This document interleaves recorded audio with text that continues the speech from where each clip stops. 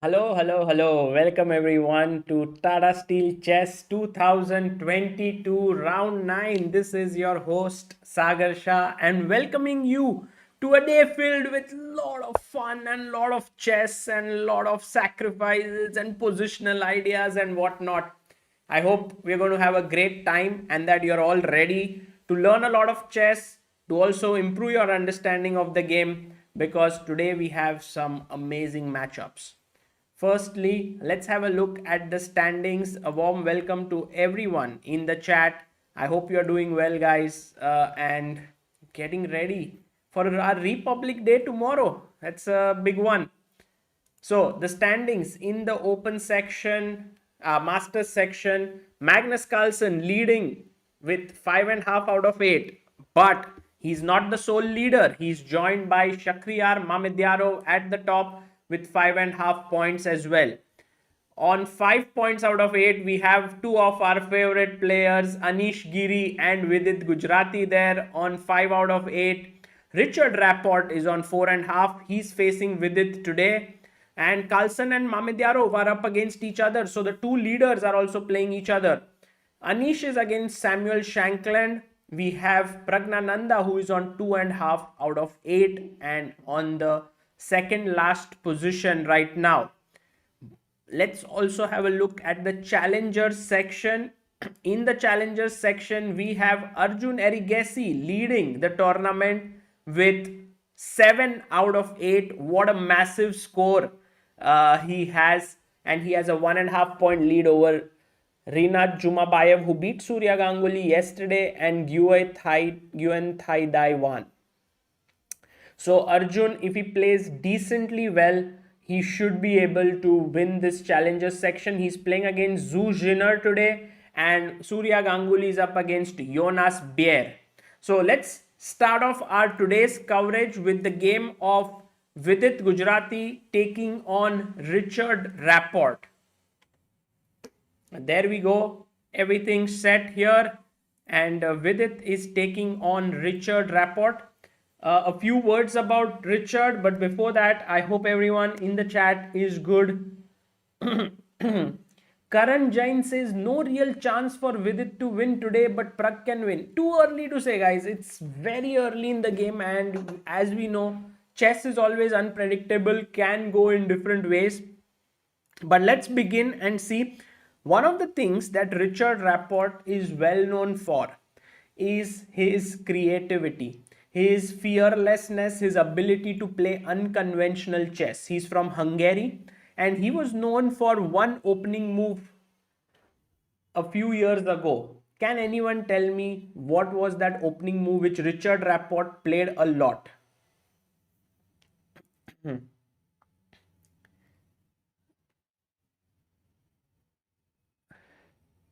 Ar- Arjun Balamurali says, how are you doing, sir? Arjun, I'm doing good.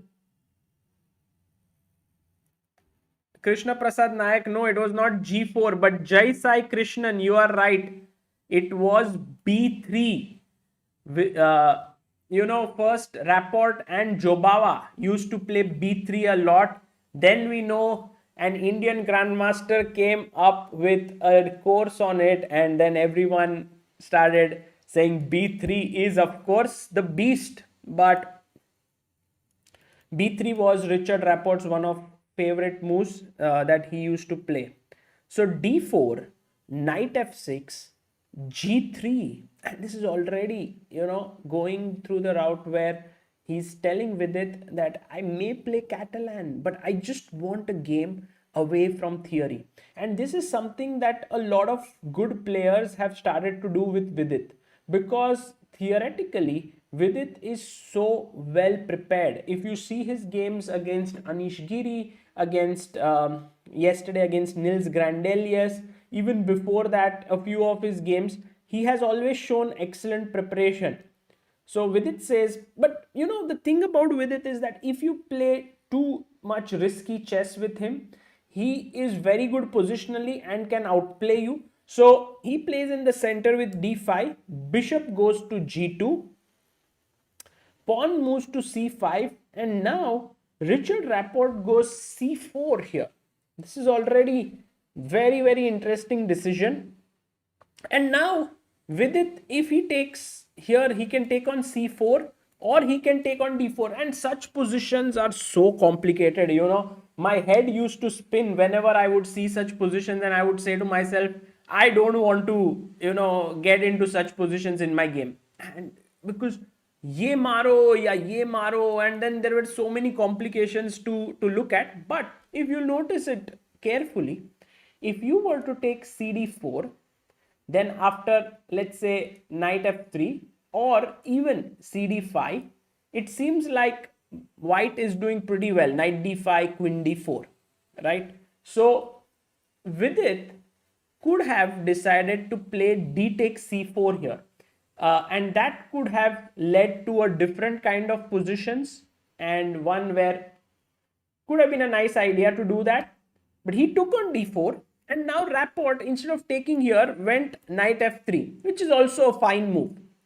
Vidit now took on c4, and Richard Rapport took on d4 with the queen. Now I have a question for all of you in the chat. After queen takes d4, knight takes d4, white is a pawn down, yet has a big advantage here. What is the reason for it? Can anyone tell me? Rakshit Singh says, I thought I was the only one who feels confused. No. It is very confusing, and for many years I would avoid such positions, feeling very uncomfortable. But the secret to it is to breathe and to notice things slowly and carefully. If I take here, what's happening? If I take here, what's happening? Just, yes, development is one. Bishop pair तो black के पास भी है.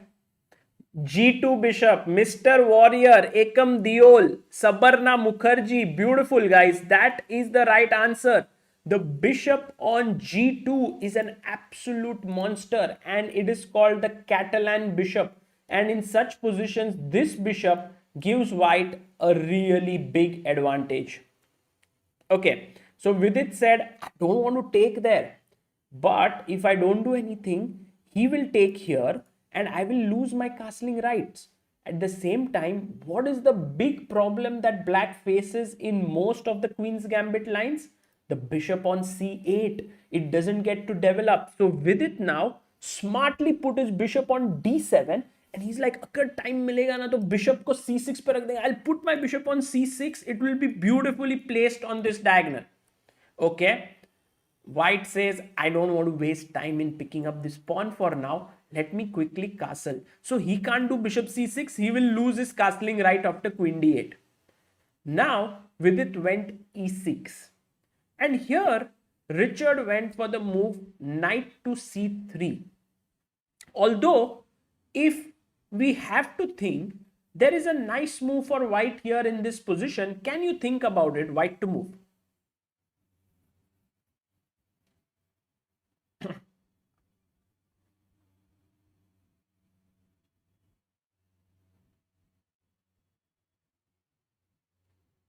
Yes, Chirag, I like this move.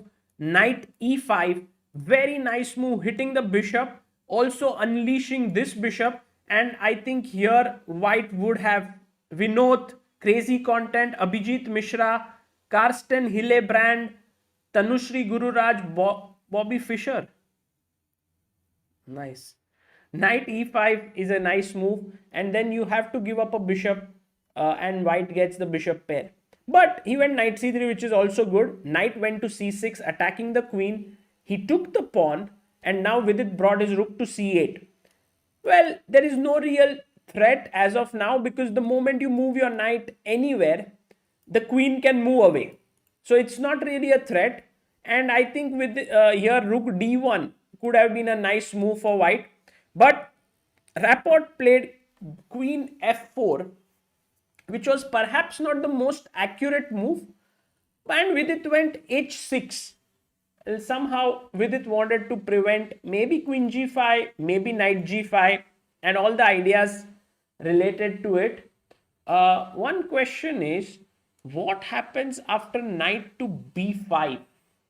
Because now I am threatening knight d6 check. And remember guys, in such a position, by the way, this is the live position on the board right now. In such positions, if I get the bishop pair, it is a big advantage to the side which has the bishop pair, because the position is open.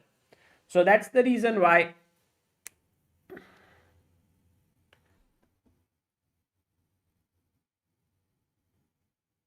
here the question is, what should white do, what should black do? And I think it's not so simple, right? For example, I can go knight d5 hitting the queen, but then you play this check, and now king e7 means knight c8 check, correct? So I have to take, and then you take, and we come into this position where I'm not sure. For example, let's say I play queen e7 and you take, and I take with the king, for example. Just, I think this is quite a difficult endgame for black, because white has the bishop pair and white has great position. So with it here, definitely under some pressure. It only remains to be seen how Richard Rapport continues after h6. Does he go knight b5? Does he go rook d1? Does he play e4? So many juicy options here for white. But look at this thing here. He's down to 35 minutes and have played only 10 moves. So if the next 30 moves have to be played in 35 minutes, this game is going to be an amazing fight for time pressure. I think it's going to be very difficult for both sides. So we'll come to this game in some time. Let's go to Anish Giri versus Samuel Shankland, because this game has moved forward a lot. They have moved to 23rd move. So going through this game very quickly, Anish went for the Reti because he wanted to play something different and one where he has some chances to press. And by the way, this is a very interesting position. I would say that white has a small edge here after take. Now the e5 pawn is under pressure. So instead of, like, you could have taken care of it with the move rook h e8, but then knight g5 with the attack on f7, and then maybe knight e3 attacking the bishop after that, and then looking to go to d5 would have made it difficult. So like knight g5, rook e7, knight e3, then the knight is coming to d5. I like white's chances. So Shankland took a practical call. He took on f3, bishop f3, and now knight went back to e8. Anish played rook d1, knight went to d6. He played a check, king b8, knight takes d6, takes, pawn takes. And here he played the move rook to e3. So Anish's idea is very clear. He wants to put his rook on f3 and attack here. The king came up to c7. He went rook f3. The knight went back to d8. It's a passive position. And here I want you to think for a bit. What would you do here with white? It's white to play. Try to think, what would you do here? Let's see.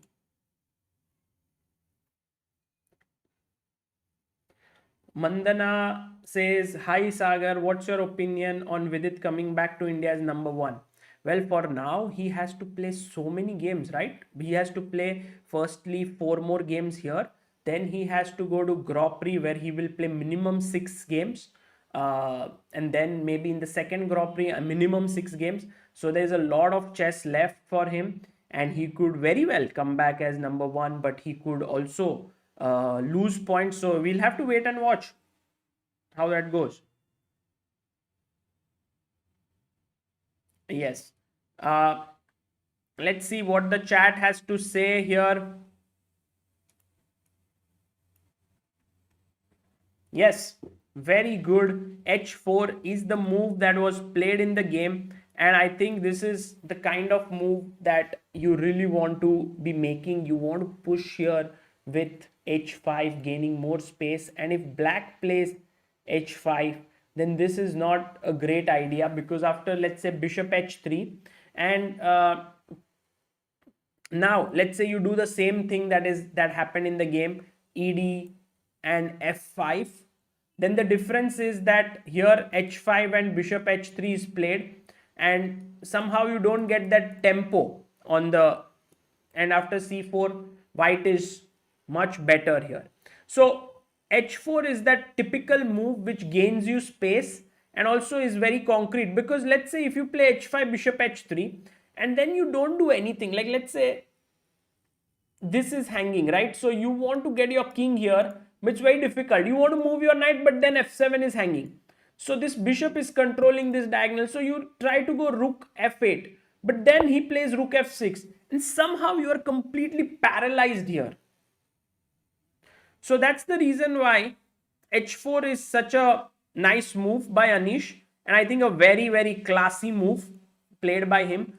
d5 was played, he took, now came f5. So you see Shankland fighting back with space, and that's a cool move. d5 takes f5, bishop went back, he came king d6, and Anish saved the pawn with c4, and now he played b6.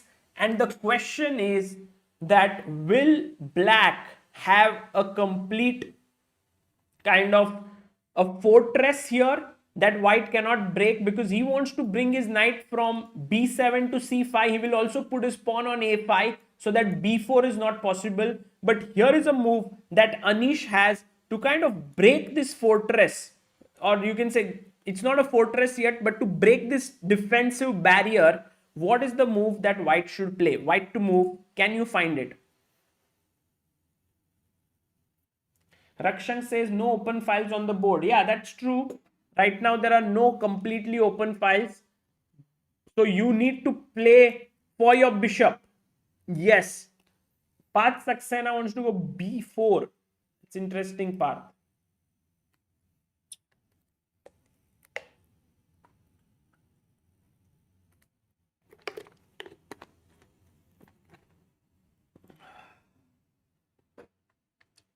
Let me see what are the suggestions here from your end.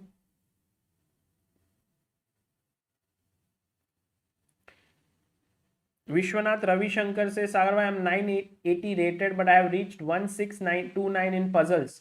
Why am I not able to increase my rating? Well, in general, your puzzles rating is usually higher than your actual rating.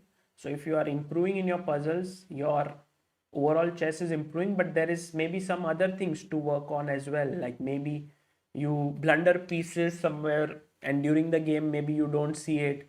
Maybe you don't know certain openings or some end games, that could be the reason.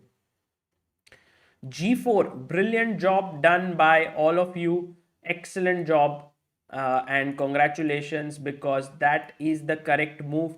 g4, opening up the position, and the right move was given by Bobby Fischer, Tanushri Gururaj, Shaibi Binoj, Krikvio, Malika G, Pragya Goyal, Rakshank, Raj, Rahul, and Vinod. So g4, and now of course if you take, I'm taking back, opening up the position, so you keep it closed with f4, and now I can go rook to a3, attacking here, and when you play a5, then I will go rook to b3 in this position, and all of a sudden you have to be careful, like king c5, attacking c4, I can come back. The question only remains is, why don't we start off with rook a3 here?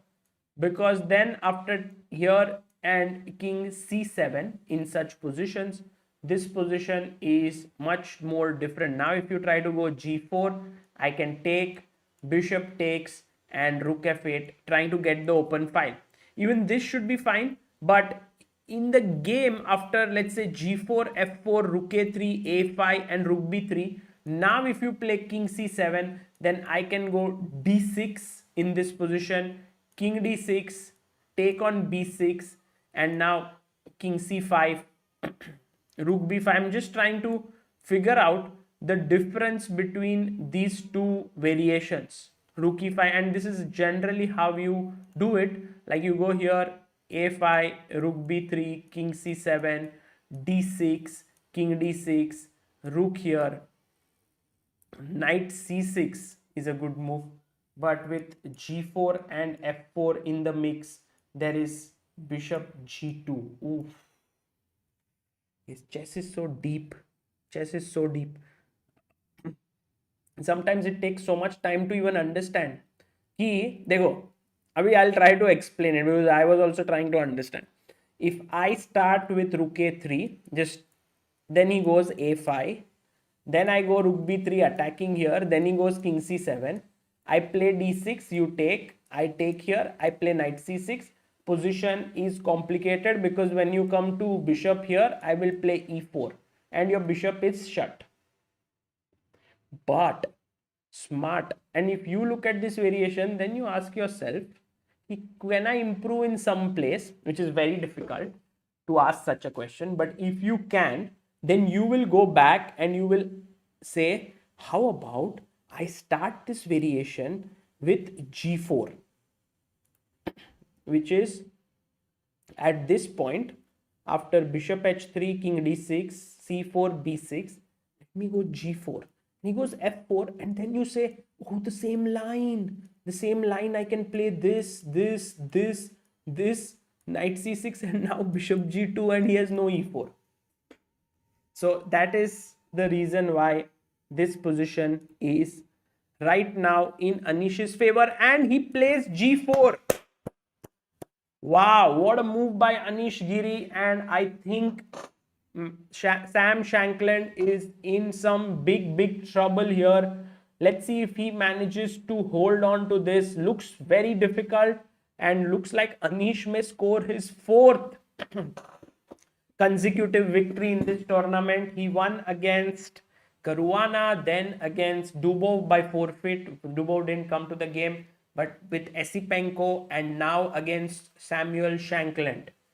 Okay, some action has happened in Vidit's game. Let's quickly check. Vidit is half a point behind the leaders, and knight b5 has been played. As we discussed, knight b5 was the move, threatening knight d6 check.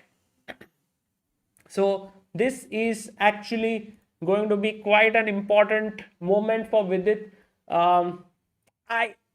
I guess that such a position, well, with completely accurate play, you should be able to hold it, but it's not easy. I mean, let's say I start with b3, I want to get my bishop here, and in such positions, guys, the main problem for black is his dark squares are very weak. You know, the dark squares around his position. But when your dark squares are weak, what do you do? Where do you place your pawns on? On which color squares? Surindira says, why not nd6 king e7? You think, why not?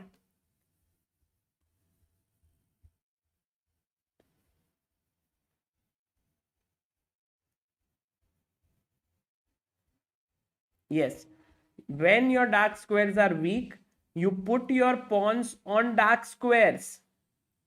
Dark squares, not light squares.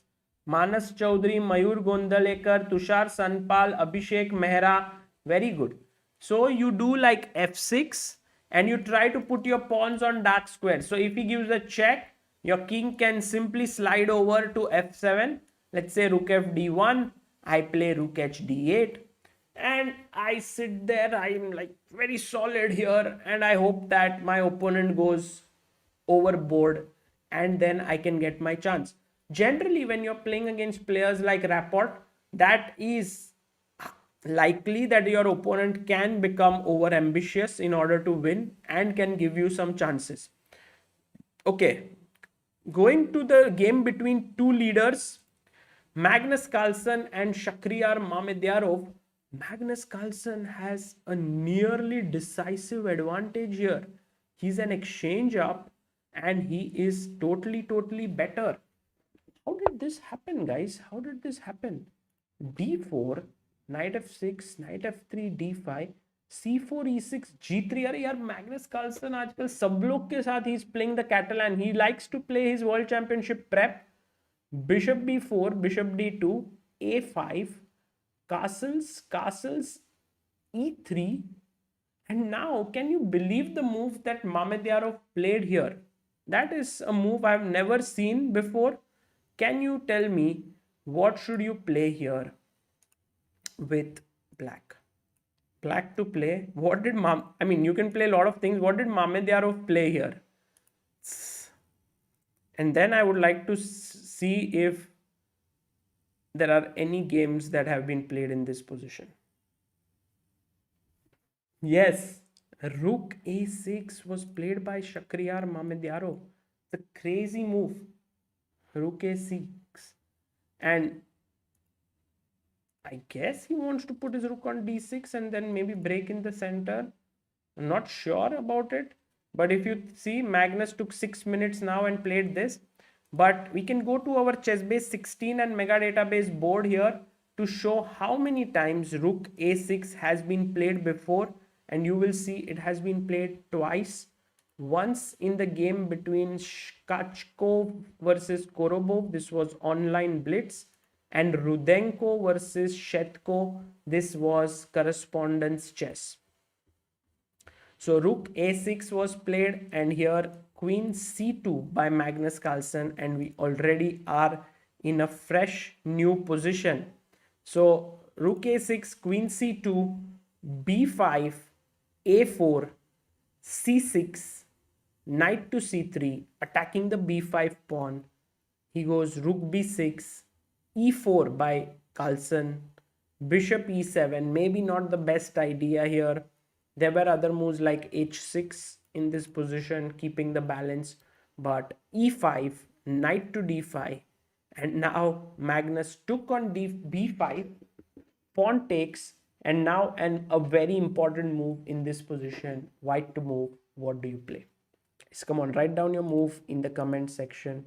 What do you play here in the chat box?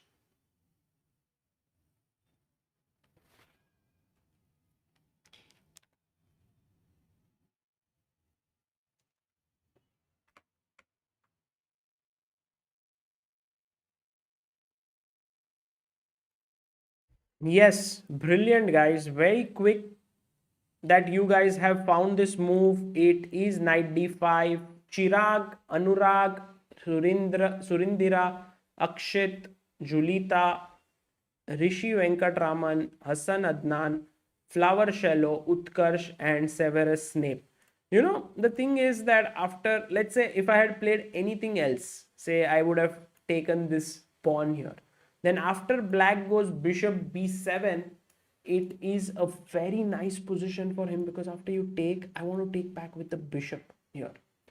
But in the game, what happened was that he played knight takes d5, and now you can't take with the queen. You know why I can't take with the queen. I don't need to ask you. Just knight a5. Mate and queen attacked. So you can't do that. So he took with the pawn. And now he took here.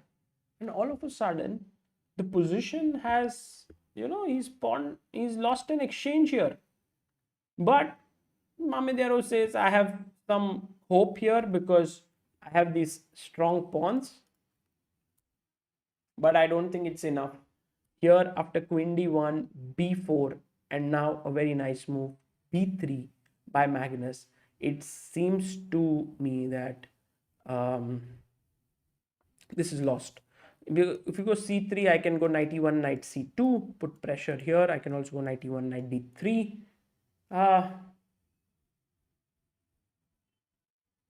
Yeah.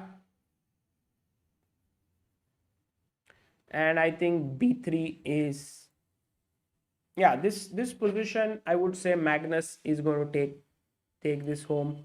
But he has some technical difficulties for sure, but the position is clearly better. Let's quickly check Praggnanandhaa versus Sergey Karjakin, because this is a crazy game. Wow, look at this. It's a mate it's a attack threatened here on b2. Little Pragg is playing in with fire here. Let me see. Actually, is he on fire or is he getting into trouble here?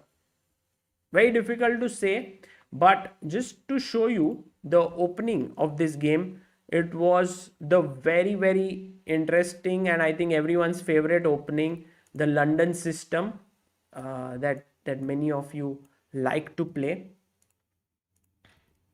So d4, knight f, d4, d5, knight f3, knight f6, bishop f4, c5, e3, knight c6, knight d2, knight h5, and Praggnanandhaa didn't even care for his bishop. He just gave it up. g6, c3, bishop g7, bishop b5, queen c7, knight to b3. And now if you take on f4, I'll take on d5. So he went a6, bishop c6, bc6, queen d2, short castle, and of course Praggnanandhaa goes for a move here. What does he play? White to move. Come on, guys. Bring out your inner Tal. You have to attack.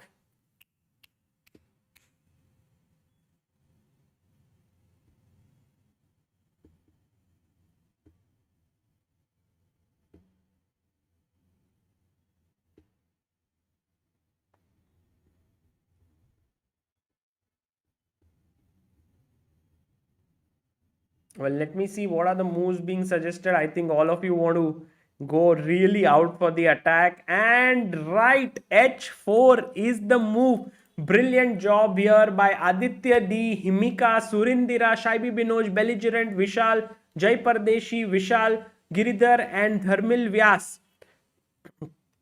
So why is the move h4 quite dangerous? Because I want to open up the position with h5, and if you ever play h5 here, then in such a position I can switch back to short castles and then rook e1, knight e5, and then this structure would be weak. You know, you can never play f6 because then this would hang. So that's the reason why he went bishop g4, and Pragg was like, really, Sergey? Do you think I'm afraid of this h5? He just pushed his pawn here. Karjakin played a5. Pragg brought his knight in the center here. Okay, it was also possible to play h6 here and push him back and then knight d4. But he decided to play knight d4, and now black took here. White to move. What do you do in such a position? White to move. Come on, guys.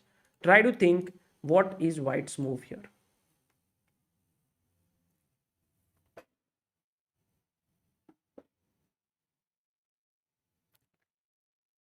Yes, Pratik Bhatt, black has the bishop pair, but white has got an extra pawn and also he wants to attack.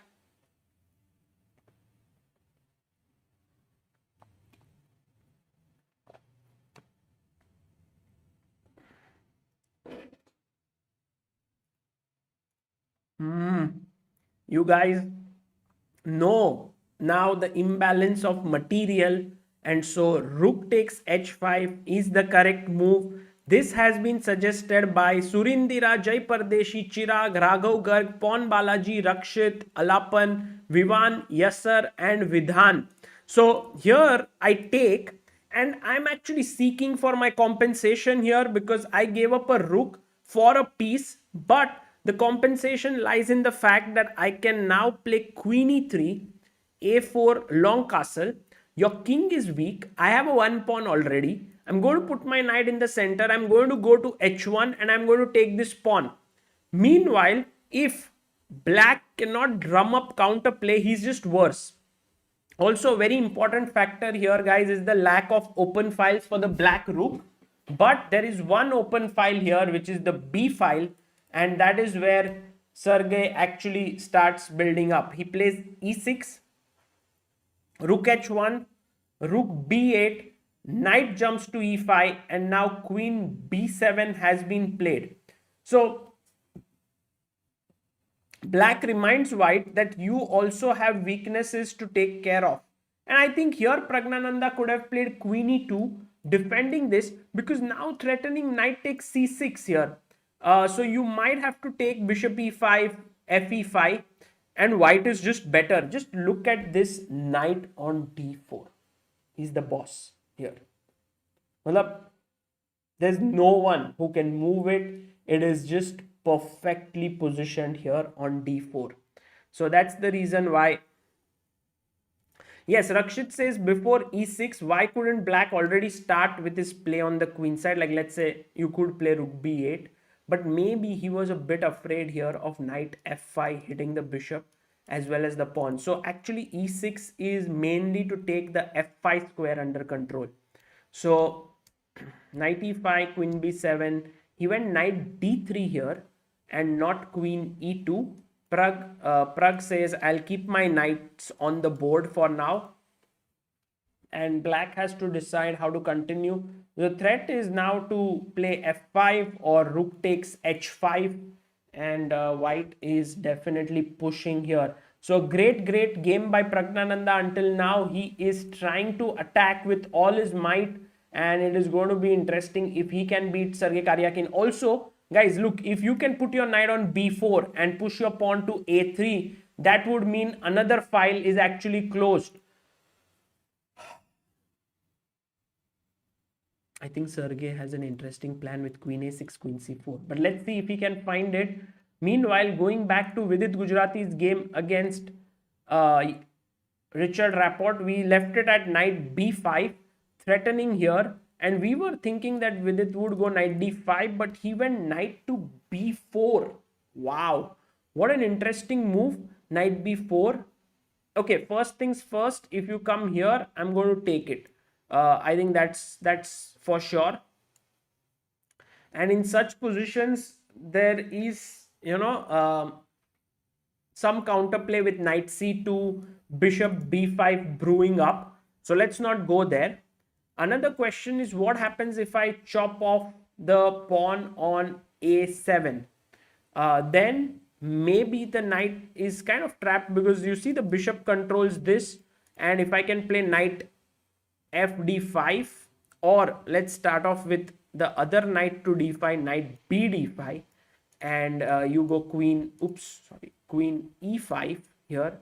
Then after something like rook c4, it looks like this knight is in some trouble here. Also, rook e4 could be an idea to trap the queen. So, but these are very complex lines, and I think Rapport realized that I shouldn't be taking this pawn. So he went rook d1. And guys, even though the position is just on move number 12, it has already become very dangerous for Vidit, I think, mainly. One question that comes to my mind is, can we go knight d5? And here, of course, if you move the queen, I could take this off, because now there is no longer the queen hanging. So either you can't take on b5 because of rook d1, rook d8. So knight bd5, you give a check. As we know, king e7 fails to knight c8 check. So he has to take, queen takes. And once again, it feels like we are in that position where take, and maybe bishop d2, or knight e1, knight d3, or b3, bishop a3. And here, with it definitely under some pressure. But what is a good move for him is the question here. Any good suggestions, guys? Arindam Basu asks, why not queen b6 here? And guys, the engines might say it is plus equal or something, but I feel that it is looking very scary. In fact, it looks like a much bigger advantage to white than what we can think of. So here, queen b6, excellent move actually, suggested by Arindam. Now I'm threatening to take here. So you give a check, I must take.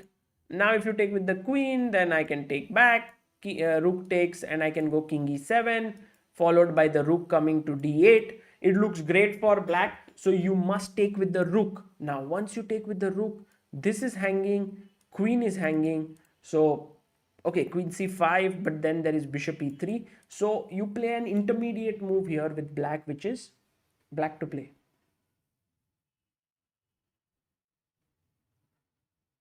Rishi Venkatraman says knight f d5. Well, Rishi, maybe. But then if I take here, you take here, then I take here, you might lose a piece. Although you have knight e2 check at the end. Yes, knight b d5 is the move here. This is the very important move here. Knight b d5, attacking here. Although the question here is, why not this knight? Because if I take here, you take on f4. If you take here, I take on e2. You take here and I take on c1. But then the knight is kind of trapped here after knight e5, taking control of the d3 square, and it is a bad position. Correct. Also, another move which needs to be mentioned is after knight of d5, I can go queen e5. But if you go with the other knight and then you play queen e5 here, that is not going to help because of queen c5, and now the g7 pawn is not hanging. So these little subtleties are so difficult to see, but they have to be seen here, otherwise you might lead into a difficult position. I'm expecting Vidit to actually go for maybe queen b6. There is also knight b d5 or knight f d5. So too many possibilities here, but the net position that we might end up in is the knight coming to d6, giving itself up for the bishop, and white having the bishop pair, and then he can push. Okay, let's go to the game of the player in the playing hall who has the highest elo in the tournament, highest elo performance in the tournament. Why do I say the playing hall?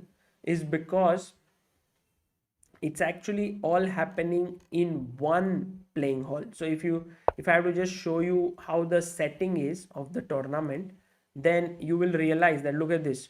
This is where the tournament is. So on one side is the masters section, on the other side is the challengers section. So they are all in one room, and that is why in this room the player who has the highest performance is not Magnus Carlsen, is not Mamedyarov, is not Vidit Gujrathi, but is the one and only Arjun Erigaisi. And we are going to go to Arjun's game here. He is playing against today Zhu Jiner from China. So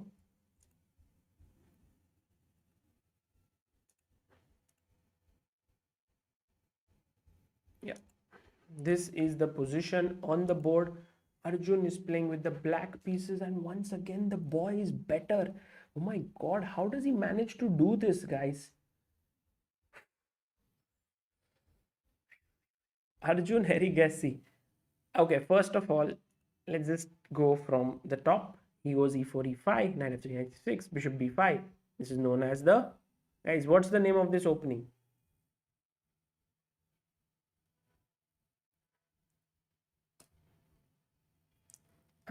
In Vidit's game, he did play knight b d5, and then knight d6 check happened, and then bishop d6, queen d6, and he has lost the bishop pair. I have a feeling that he will play queen e7 here, take, and we will reach that sort of one-sided endgame. Yes, Ruy Lopez is the name of this variation. It was played by Arjun from the black side. White plays bishop b5, and that's the Ruy Lopez. So bishop a4, bishop c5, interesting. c3, knight g7, d4, take, check, here, and here. And now my question to all of you here is that, how should black play in such positions? Look, white has the space. White has a nice position. So how do you continue? It's a typical move which you should know how to play here. What do you do? Pratik Bhatt says b5 is one of the main moves. Yes, possible to play.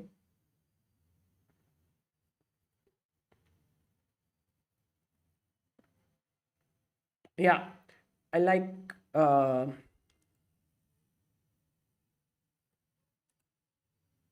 I like the move that all of you are suggesting here.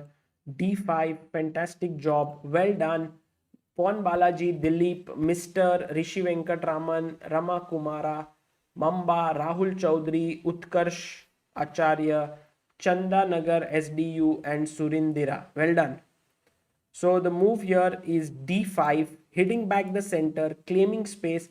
If you were to play e5, I can go bishop g4, and black is completely okay. So you take on d5, queen d5, knight to c3, check here, king f1. I think I know this line, by the way. I'm pretty sure that this I have seen before. Was it Anish Giri playing it against Jordan in the last year's Vaikanze tie break?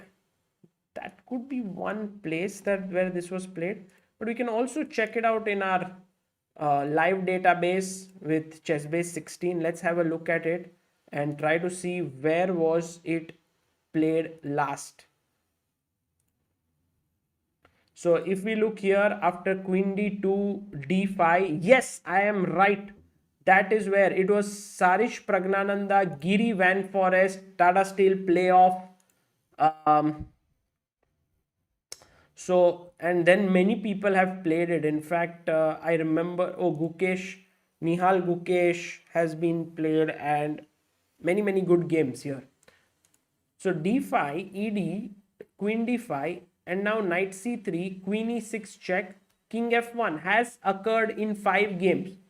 But another move here is short castle, and now after bishop e6, knight to c3, then queen h5. This was Kuiba Korov versus Nihal Sarin, that was played at the FIDE Grand Swiss. I had covered this in my live commentary, so I do remember this. Very interesting. Let's go back to the game.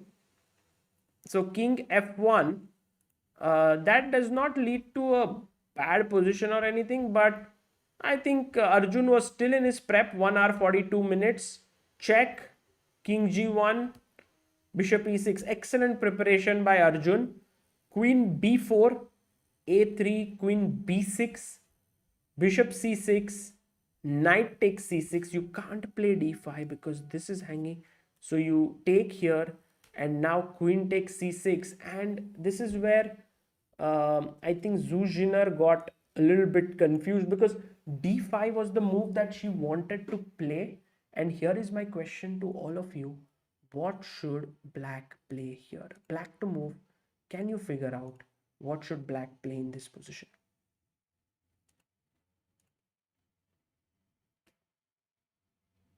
Oh, Chaitanya Chaudhary, Wasifuddin Muhammad, well done, guys.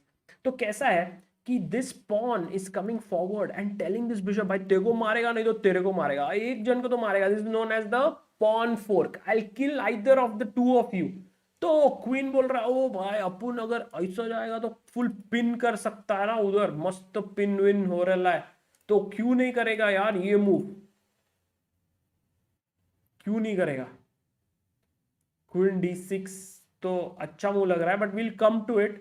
The right move here and very important move now, and which actually very not few, I think many of you have found.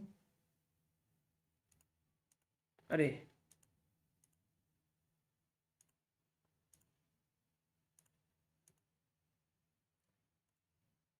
okay, maybe that is missing, but long castle is the correct move. All those who said long castle, kudos to you, because now this pawn is hanging clearly. And I can, if you go rook d1, I'll go queen d6. You can't take because this is hanging. Now the question is, if you were to begin with d5 queen d6, then this is a blunder. Can you tell me why? And also, why is rook d8 a blunder? That is also a good question. But first, let's begin with queen d6 in this position. Sorry, not here, here. Why is this a blunder? No, not 94. 94 means I just take on d5.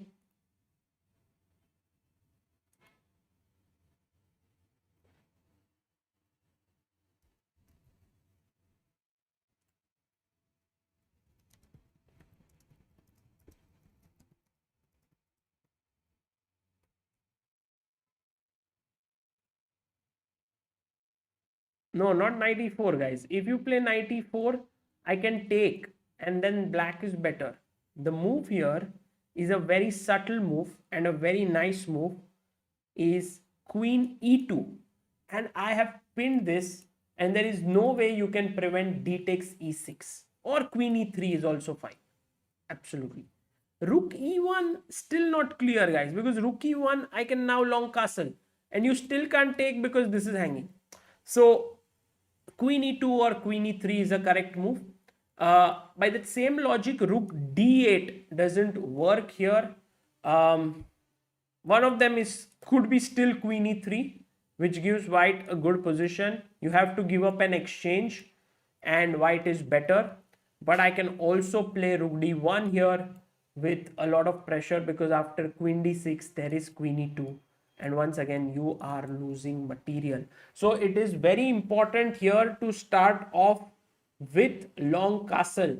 Anyway, h4 was played by Zhu Jinar. She did not play d5, but now Arjun was like, this pawn is weak, I have long castled and I'm going to put pressure on you. H5, bishop d5, f3, queen f6, queen f2, bishop b3, rook h4, rook he8. You can see that this rook is disconnected from this rook. d4 is a weakness.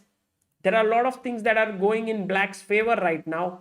Queen h6, rook e1, f5, rook h4, and bishop f7, attacking this pawn. And I like the position here for Arjun. He has excellent winning chances. Let's go to the game between Rapport versus Vidit now. Before that, a very quick look at Jonas Bjerre versus Surya Ganguly. And today, Surya Ganguly is once again in some trouble. He must play out of his skin to actually, save himself there. Seems like Jonas seems to have come very well prepared, yeah, to the game. Oof. Boom, boom, boom. Man, look at this game. There you go. Every time he does something, we'll do boom, yeah? Okay, firstly, all cool, all cool, all cool. Cool. Slightly boom. Boom. Boom. So if you move the knight, I'll take on e6, unleashing the attack on the queen. Okay, so he goes, takes. Boom. You can't take because it's pinned. You can't take with the queen because bishop is here. Queen c7, rook d3 back, bishop e7, take with the pawn, long castle. Boom, knight g5, h6, mistake. Actually, Surya should have played bishop f6 so that, there is control this way. But boom, boom. Because f7 was hanging. Boom. What a move here. If you take, then rook g3 check. Like that should end in a mate. Because if you go here, I'll take this. Yeah, I can also start with queen h6, by the way, threatening rook h3 or rook g3. So bishop f6, rook c2, king h7, bishop e3. And although here Surya is a piece up, he is in trouble. He is in some trouble here. He is 3 pawns down already, and there are some brilliant attacking ideas with rook d2. Also, the thing is that I can anytime chop off this rook with my bishop, and then I would have 2 pieces. I would have a rook and 3 pawns for 2 pieces. That's like having 8 pawns for 6. Okay, let's go quickly to the game between Vidit versus Richard. And we were here after rook d1. There occurred knight b d5. He brought his knight back. Rapport gave a check. With it, took. Queen takes. 14 moves have been completed. Vidit didn't play queen e7. I was expecting queen e7 on the board, but Vidit went bishop b5. Rapport took. Of course, you don't want to take with the king, because why do you want to put your king in the direct attack? So rook takes, and now Richard goes knight to d4. He's asking Vidit, what are you going to do next? So I have attacked your bishop here. So Vidit has to decide where to move the bishop here. Not bishop a4, because then b3 might be another tempo. So where do you suggest he should move his bishop, guys? By the way, in this game, a very big role is going to be played by time pressure, I think, for sure.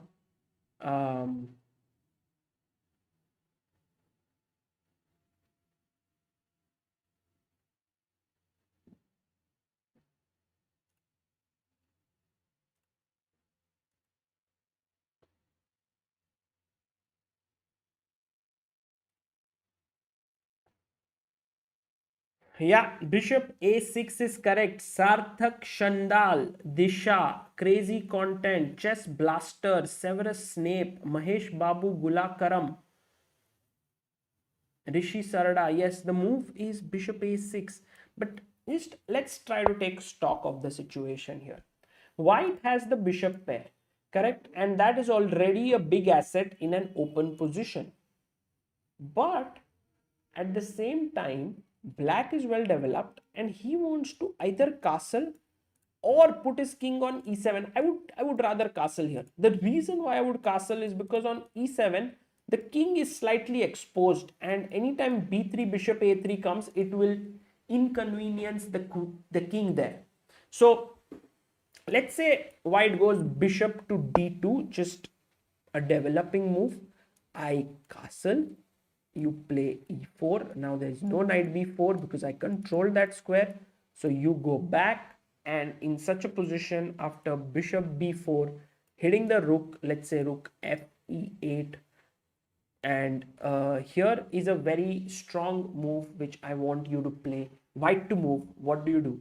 Come on, guys. This is positional chess 101. I want you to see.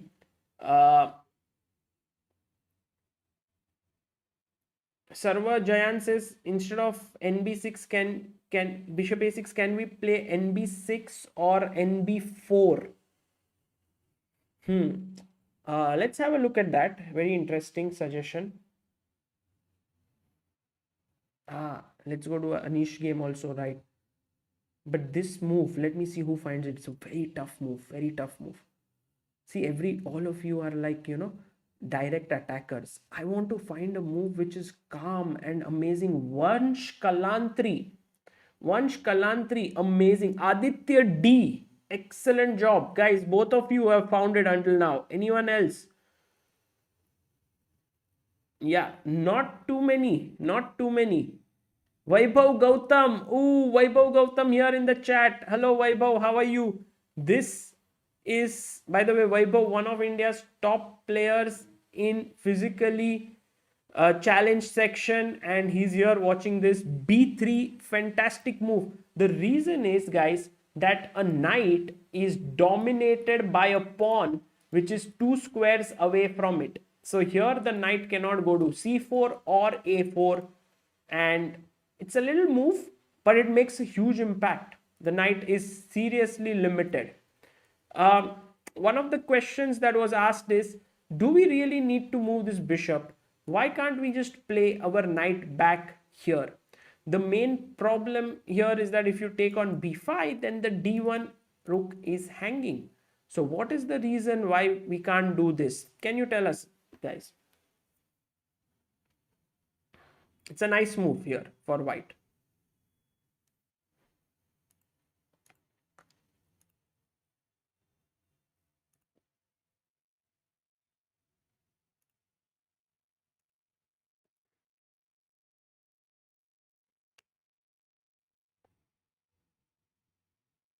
Yes, Ramakumar Teja Kalivarappu, well done. Rishabh Singhvi, Sal's the music band. Alston Boaz, fantastic. Tizya Kumar, Aditya D, Surya talks. The move is bishop takes h6, and it's just to connect these two rooks so that next move I can take this. It's a nice, beautiful move. It's like these two rooks talking to each other. Hey, yaar, we both need to come together. Bishop in between is like, yeah, मेरी वजह से तुम लोग दूर हो, मैं अपनी जिंदगी देता हूँ. And then take here and white is better.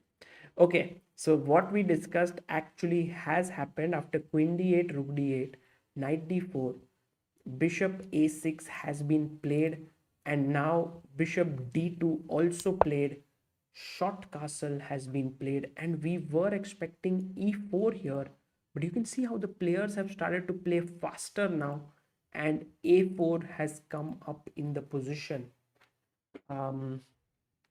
Somewhere Richard Rapport is preparing knight to b5, attacking the pawn on a7.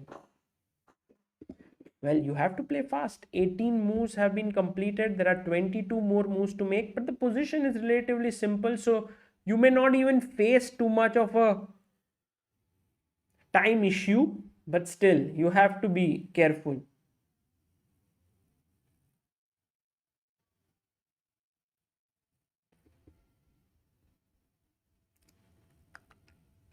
Purva Thailang says comments on BKK. Well, I would say for once, like the amount of effort which Samay took to make that video is huge, and there's no chess as such in it, but I can just imagine as a content creator how much effort, or you can say as an organizer or as someone who puts things together, how much effort it takes to get such a thing rolling. And I mean, a lot of people worked really hard for it. So it's nice to see that Samay, whom we all know so well, is always trying to do new things and inspires people. I myself have learned a lot from him.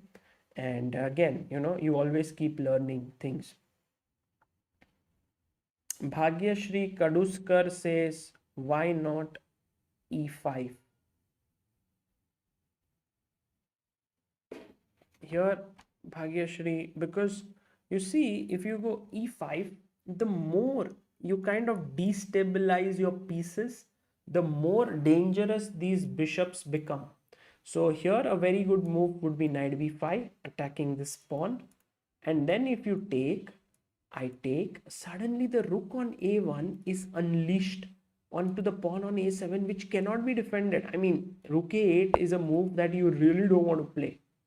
It's a horrible move. So Arnav Nehete says, Sagar bhai, why do these GMs think so much? Aren't they so much experienced? So these ideas should instantly come to them. Well, it depends. Sometimes I agree with you that these ideas are natural, but also sometimes they are thinking. Like, for example, let's look at the moment where Richard Rapport thought the most, which was at this point. He thought for 21 minutes here before playing Queen f4. So the first thing that naturally comes to his mind is, can I go rook d1? And then he would think to himself that what will Vidit do after rook d1? Maybe he'll play bishop e7. Is there some way knight b5? Can I create some pressure here?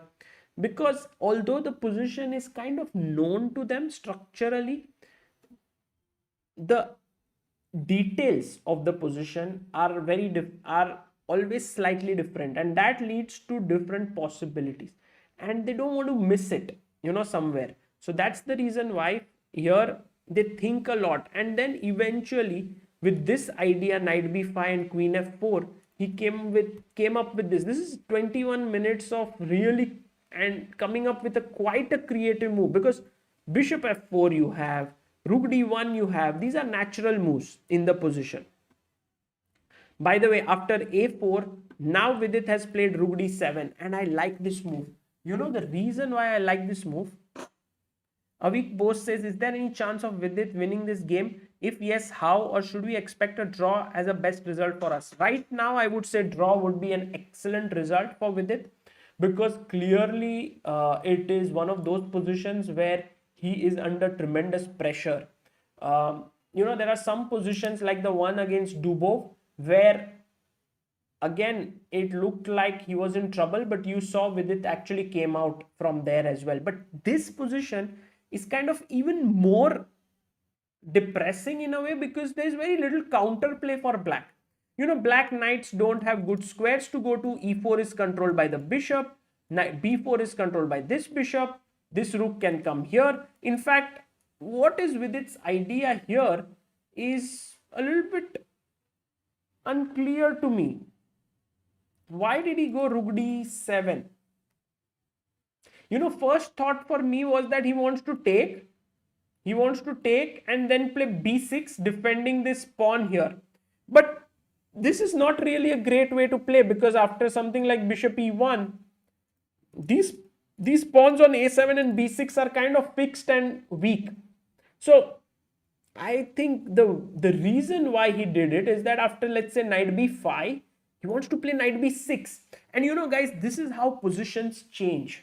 And that is why I'm always a bit nervous to give an assessment saying that, oh, this is good or this is bad. Look, he's played knight b5. And now this is Vidit's chance.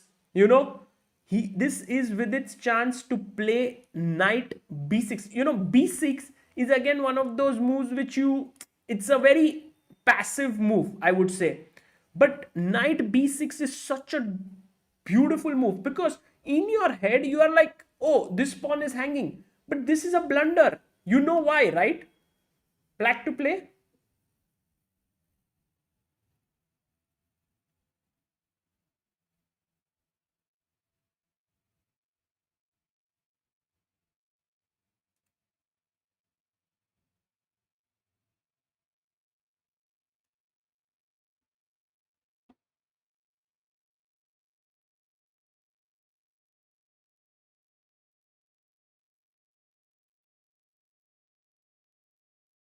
Yes, absolutely right. There are two moves which are being said and both of them are correct. One of them is bishop takes e2, rook moves and then d2 hangs.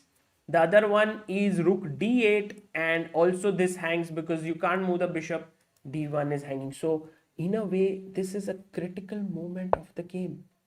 Can Vidit find knight b6? And also after knight b6, the tide is shifting, yeah? Because I also have threats of knight a4, rook a4, bishop b5.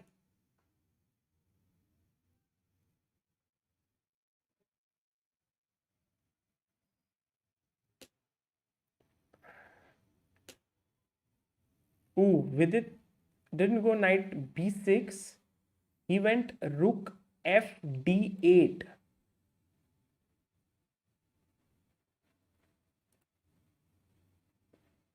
He went rook f d8.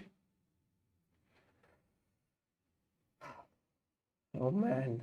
This move was not easy, yeah? This move, knight b6. It's a classy defensive move. Also, knight c7.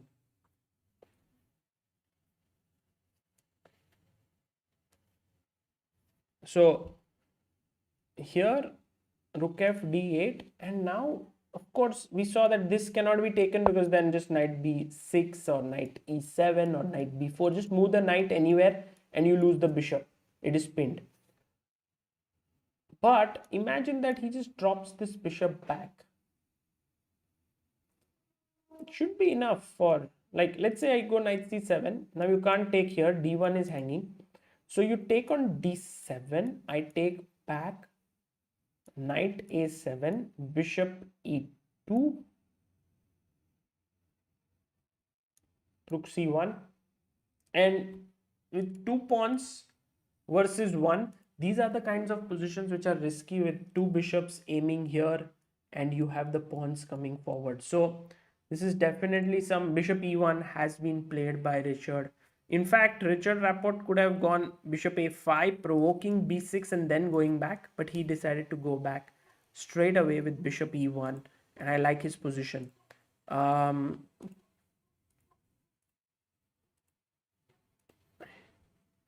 Here we have Avik Bose who says, where do you think Vidit went wrong in his prep for this game? Also, is the fact that he is yet to play Magnus having any effect on how he plays now?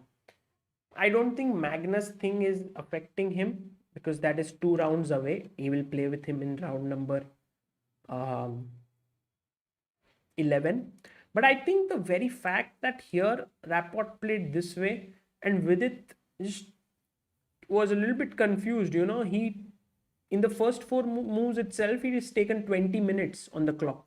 So here, taking here, thinking of all the transpositions, I think he landed in a position which is slightly worse. Maybe this here taking on d4 might not be the most accurate move. Maybe take here. And this is what happens when your opponent plays openings which are not very well known, even at the highest level. And then Vidit had to play kind of a passive position, and he's still in quite some difficulty. I must tell you that it is not an easy position at all, and maybe the engines are giving only very small advantage to white, but humanly you are always worrying about the a7 pawn hanging. There are many tensions here, e4 coming in the position. Let's go to Anish Giri's game, and Anish Giri has won his 4th game in a row. What a beautiful result for him, because we were looking at g4 in this position and we were thinking that Shankland has to play f4, but he went knight f7 and Anish said, thank you so much for a free pawn. Now g5. Now Anish has 2 extra pawns. Rook a3, g takes h4. He took on a7, because if you defended this pawn with a5, I think Anish would have gone rook b3, putting pressure here. So gh, rook a7, knight g5, king g2, rook c8, b3. Just very calm move. b5, he gave a check. King here, f6 check. You must take. King takes, b takes c4, and now came a very nice move. Let's see if you guys can find it. It's a very classy move by Anish, finishing his opponent off.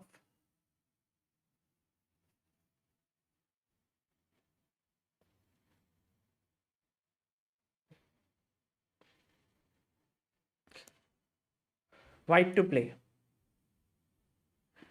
Yeah, Shaibi Binoj, Sharvil Upadhyay, Surindira, Sharvil Chauri Dule, Janak Raj Purohit. Very good. Rook c6. And now if you take, I take with a check first. And then I take on c4. And then I am pawn up like, this way. Check.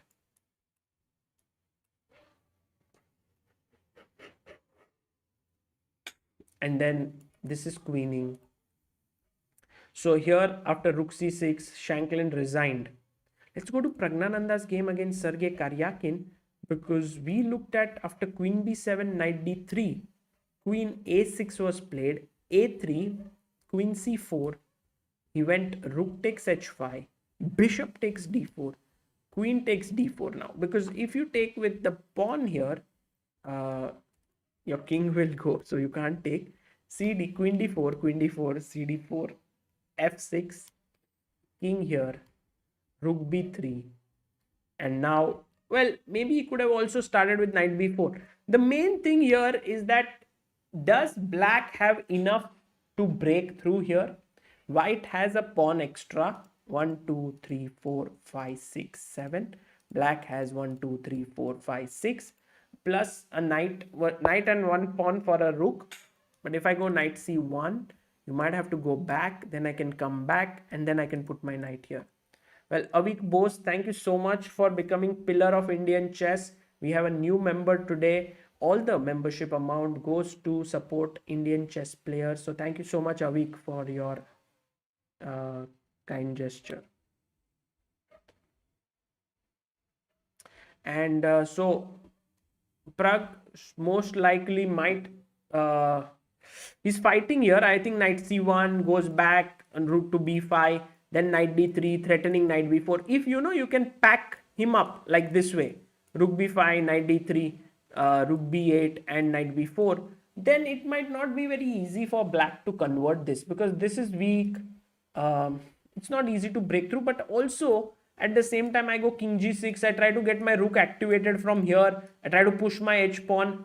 I do get a feeling that Pragg is in for a very long defensive ordeal here.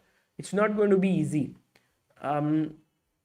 Magnus Carlsen against Shakhriyar Mamedyarov, we looked up till b3, he went c3, Magnus went rook a6, queen c7, knight e1, beautiful move, trying to get the knight either to d3 or c2, f6, knight d3, just classy play by Magnus, knight takes, and rook takes here, very nice move. C2.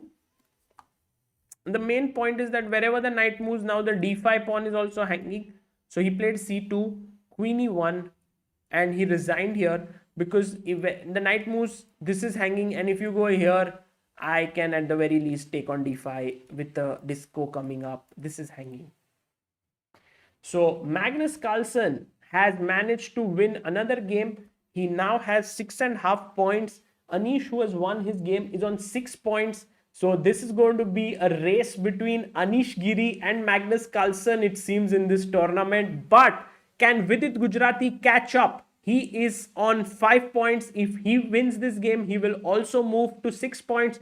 But it is looking very difficult here. And Richard Rapport is trying his best to, push Vidit as much as he can. Because after bishop e1, Vidit went b6, rook c1, and now knight came to e7. So this is how the position is right now.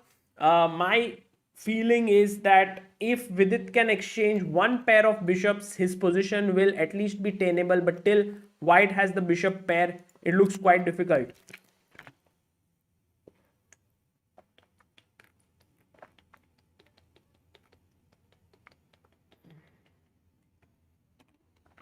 Rakshit says, could Vidit have played b6 instead of b6, gone g5? So you're saying instead of going b6 here, you want to play g5, because if he takes here, then you want to take on e2. Okay. My only worry is that g5 might be creating more weaknesses here, on dark squares. But anyway, let's say I play e3. Now that this is not hanging, maybe I have a threat. So if you go g4, I can now pick up a free pawn. And if you don't go g4, what do you do next? Maybe you have to take this, or you have to play b6. So sooner or later, it may not be a great idea here to play g5. I don't like it so much. Okay, but bishop e1, b6, rook d c1, knight e7, and e4 has been played here. Again, I feel that you can sense that Richard Rapport is not 100% comfortable playing such positions, very positional in nature. I think if Vidit was white here, he would have handled this position much better than what Richard is doing. He is making some moves which are giving black great chances to fight back. And I would like you to think here, what should white play in black play in this position? Black to move. Let's see.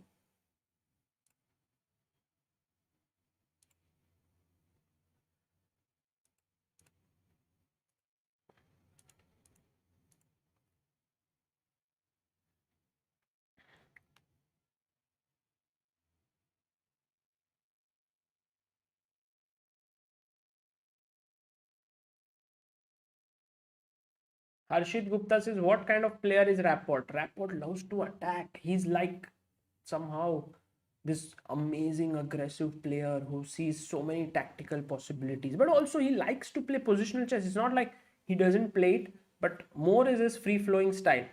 So all those who have mentioned bishop b7, fantastic. I like this move.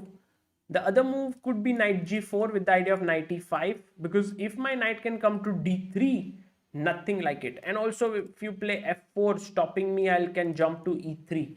So there are possibilities for Vidit, but bishop b7 is a nice move. is a very nice move, because if you take on a7, I'll take on e4. If you play e5, then I can go knight g4, attacking this. Also, then it continues, yeah. Like if f4, I can take on g2, king g2, and knight f5. When this other knight is coming to e3, this can get very nasty. So I think if Vidit plays bishop b7, the best move for white here could be f3. Just very super solid move, and just. But then the bishops, you can feel a little bit misplaced, and then I go knight c6. The knight is well placed. I want to go to d4 in this position. So let's see how it continues. And with it, by the way, instead of going bishop b7, finds another good move in the position. He goes knight to g4, and he's telling to Richard that, look, I'm coming to e5 and d3. You really have to do something about it. And I think Richard Rapport has to do f4 now, stopping knight e5, knight d3, trying to somehow play with it. But then Vidit gets knight e3, attacking this bishop. Bishop may try to go to f3, saving itself. And this position is dangerous for black, because first of all, what do you do about the knight? Javed Akram, thank you so much for becoming backer of Indian Chess. We have second member for today. By the way, guys, I wanted to suggest one series that I saw recently, and maybe we'll talk about it like in between the game when it becomes a little, or maybe when the time pressure is over. But right now, 18 moves have to be played for Richard Rapport in 10 minutes. And he really has to consider going f4, because knight e5, knight d3 is very dangerous. Oh, he plays bishop c3. So he is trying to control here. But guys, there is a very nice move again for Vidit. Can you find it? Actually, this is becoming into a classic fight between the two knights and two bishops. The bishops are like, bishops, you can think of them as trying to, घोड़े का वो जो लगाम रहता है ना, trying to hold the reins of the horse, trying to control it, while Vidit's horses are like wild. They want to control themselves. They have their own thoughts. So here, black to move. Yes, knight c6, very good. Aditya D, Mr. Chess, Rick, Jenna, Shivank Pathak, Bobby Fisher, Shaibi Binoj, love it. Knight to c6 is a good move. And now I want to threaten knight e5 to d3 again. And Vidit has not played knight c6 yet. He has 13 minutes on the clock. Meanwhile, very quickly going to Arjun Erigaisi's game. What is Arjun Erigaisi doing? And also Surya Ganguly has fought back. Who knows? Perhaps he might score a win today. But Arjun Erigaisi has a nice position. He is a pawn up. He's offered a queen trade here, which cannot be declined because the queen is pinned, and after queen takes, king takes, if you count the pawns, black has 5 pawns, white has only 4 pawns. Also, the rook looks slightly misplaced. Okay, it can always swing over to c4, but black's rook is going to d2. Maybe 8 out of 9 incoming for Arjun Erigaisi. Going back after bishop c3, Vidit Gujrathi still thinking for his move. After bishop c3, he needs to speed up. 23 moves have been completed. 17 moves have to be played, but he still has 2 minutes more than his opponent. We will wait for what Vidit does here. Meanwhile, Praggnanandhaa in his game against Sergey Karjakin, once the rook came to b3, he did not play knight c1. He went g4 here, and after rook b8, he went rook h3, king g7. And the question is, how is Sergey going to break through here? Because if you look, the knight is controlling b2, the pawn is controlling the b4 square, so the d4 pawn is kind of safe right now. What is the way in which black can create play? I think one of the ways is that black will try to go rook h8 and try to play h5. And or you can go rook g8 attacking g4.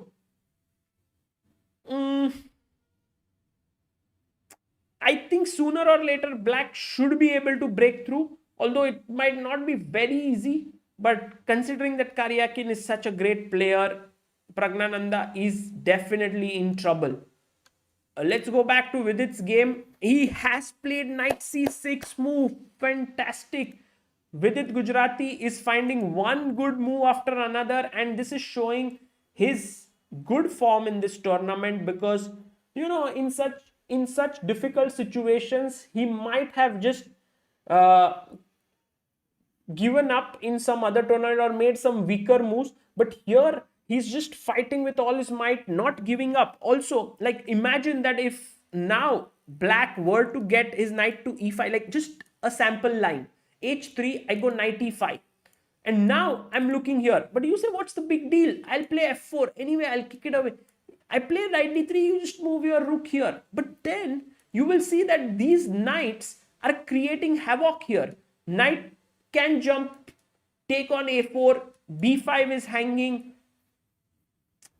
At the right time, I can take on b5 and then go to d4. So it is not really trivial anymore after knight c6. Vidit Gujrathi is putting pressure here, and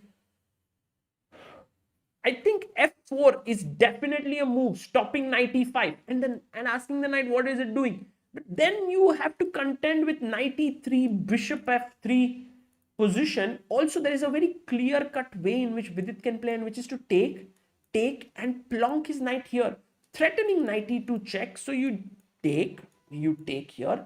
And now what has happened is that in this position, although bishop is very powerful, the second rank is weak, and I'm threatening rook d2. Okay, you can go and chop off this pawn, but it's a blunder. Can you figure out why? Oh, by the way, bishop f1 has been played in this position. But first of all, why is this a blunder? Black to play.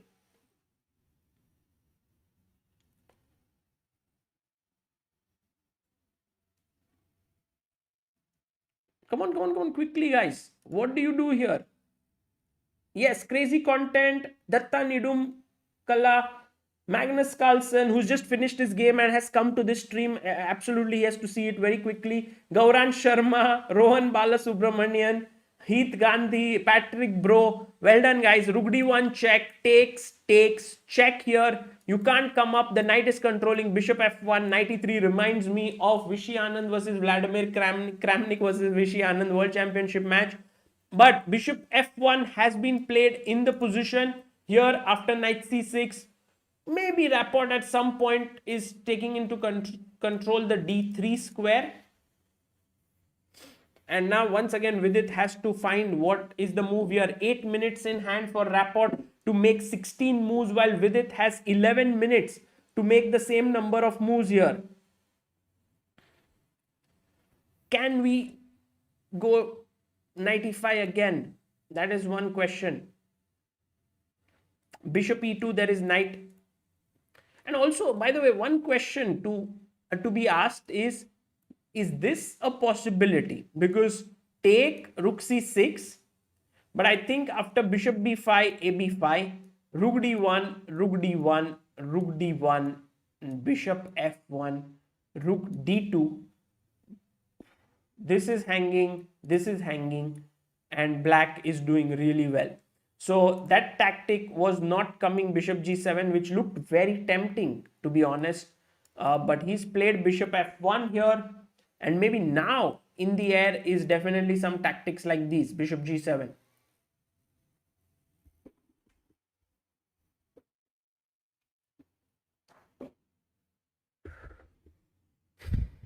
Right now, this might well be the most important game in this tournament, because we already have the game between the two leaders ending in a victory for Magnus Carlsen, who is on 6.5. Anish Giri has moved to 6 points. So can Vidit join and make it a three-way fight for the top place?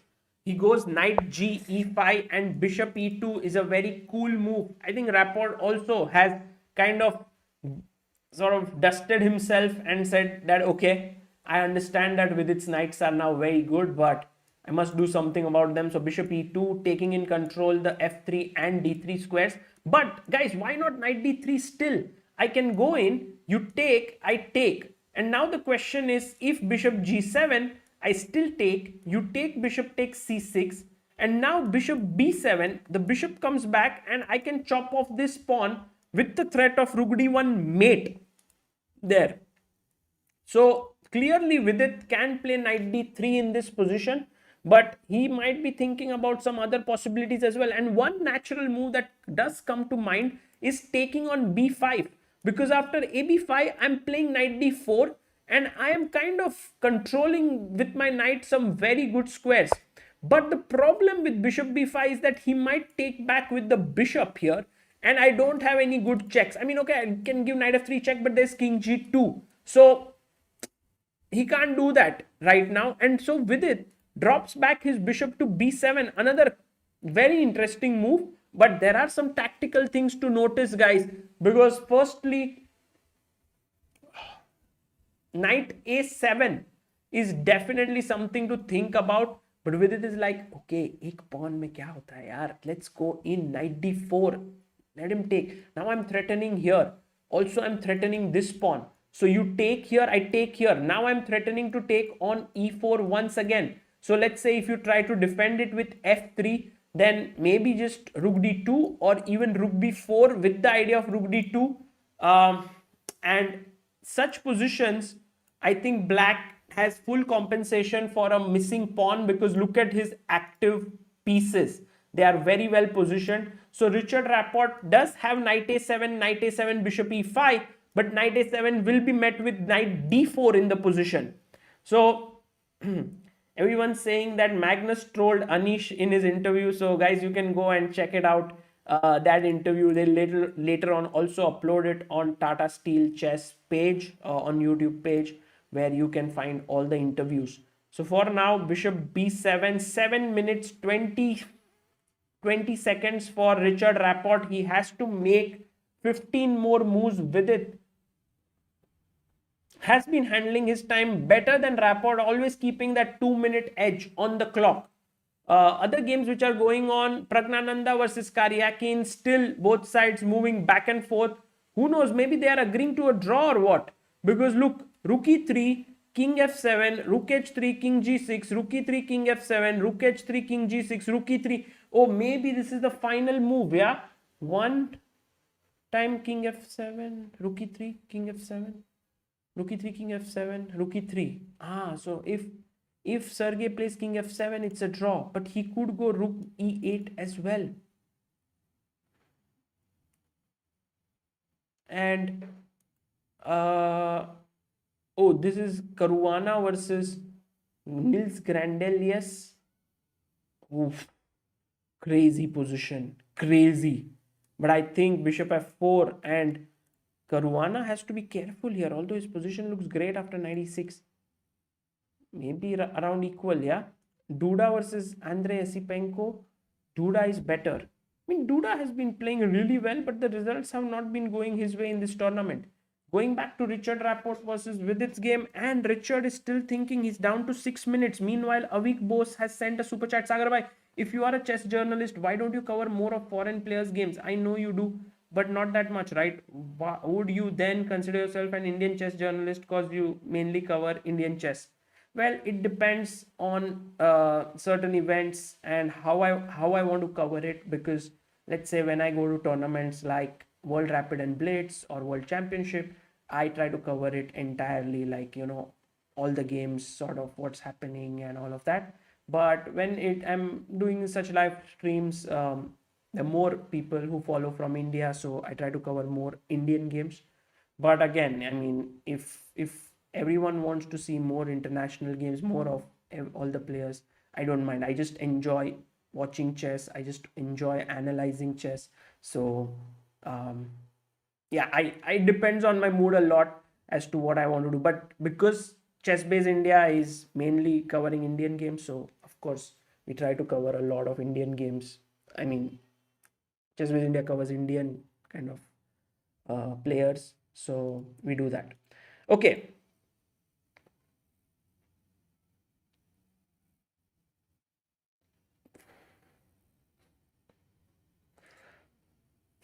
So after bishop b7, 4 minutes 30 seconds for Richard Rapport.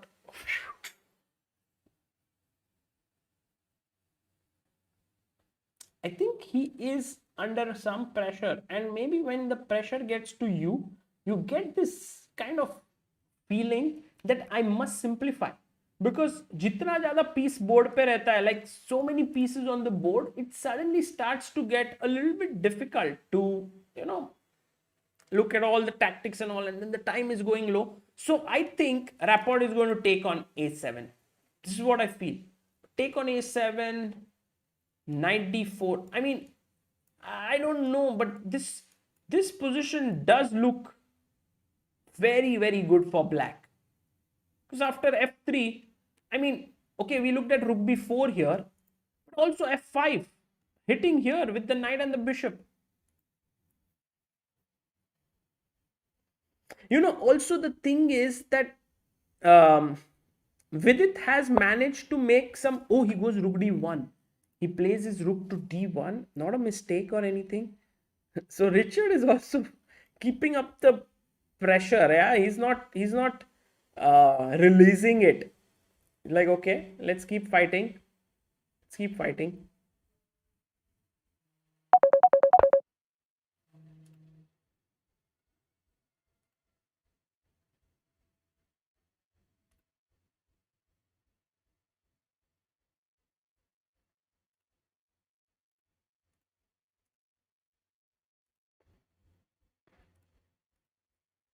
And a6 by Vidit. He's pushed the knight away and he is played.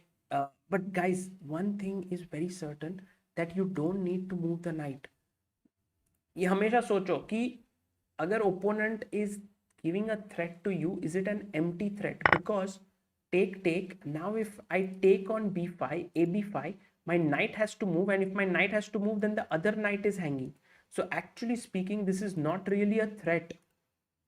So that's the reason why here a very interesting move can also be rook d1, just offering a rook trade, and he's played it. This is what Richard Rapport does. Excellent move. And maybe now the position is kind of even. Okay, let's say I don't take, I take on b5, you take on b5. Let's say I go knight e7, you take on e5. I take on d1, you take on d1, I take on e4, you play bishop c7, trying to attack here. I go knight c8. Now there's no way for this bishop to come and attack this knight. So my knight is comfortably defending this. You play bishop e2 to defend this. And we reach a position where I think black has excellent chances to hold this. King comes here. And this is what might happen. But also Vidit has to decide whether to take on b5 or not in this position. Also guys, if you are enjoying this commentary, please do like this video and do support. And also, if you haven't subscribed to ChessBase India, please do subscribe.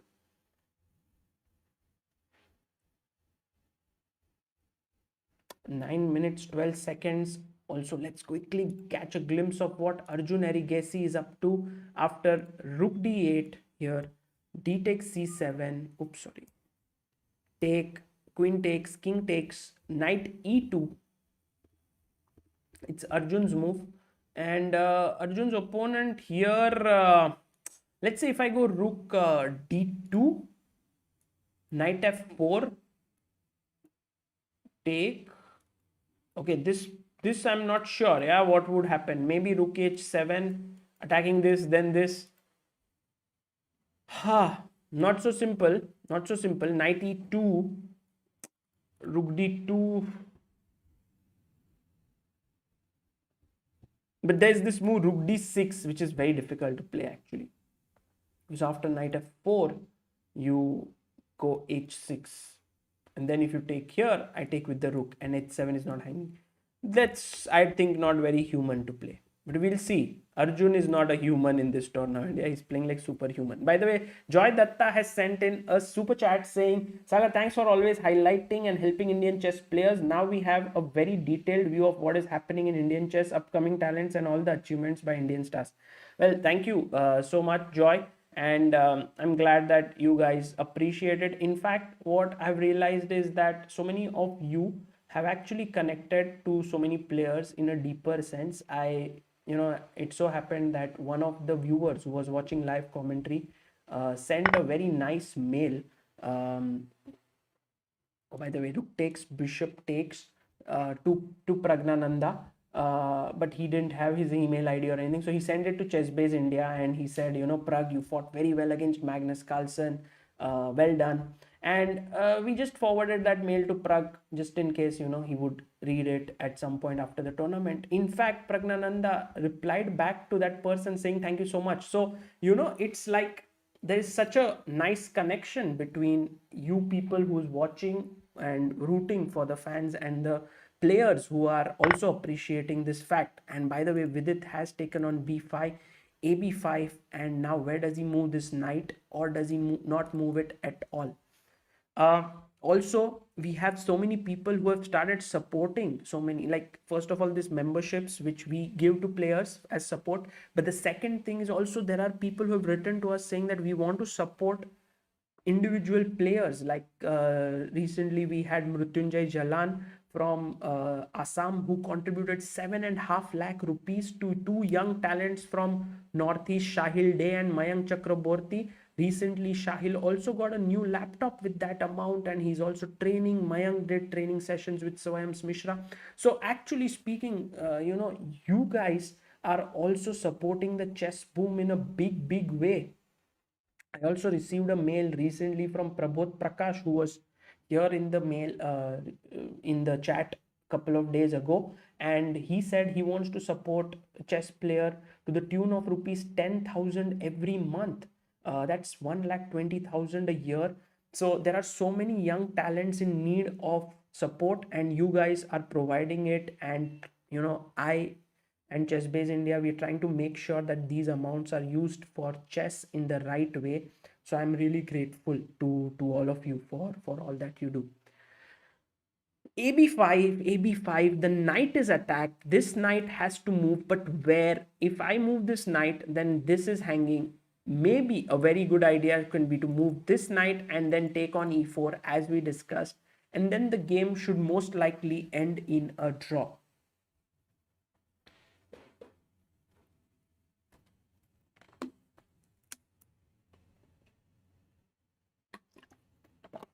Also, like for example, let's say knight e7, bishop e5, bishop e4,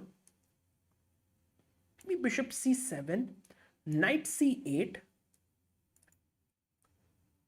bishop e2. I'm not sure as to if Rapport would continue playing this position. Like let's say king f8, f3, bishop d5, king f2, king e7, king e3, king d7, bishop e5, f6. I'm just making a few moves to show the possibilities in this position. Knight d6. I think this is drawn. I mean, I don't see how Vidit can lose such a position. So here I think Vidit, although there are 10 more moves to make and both players are into 5 minutes, I think this is a key moment where Vidit is deciding whether he should, like play something like f6 and then should play this position, or, and I think this is not a great idea, or should he move his knight here and give white this doubled b pawn. I think this is the key moment of decision making for Vidit, because if he plays pawn f6, then after b takes c6, then two bishops, it can become dangerous.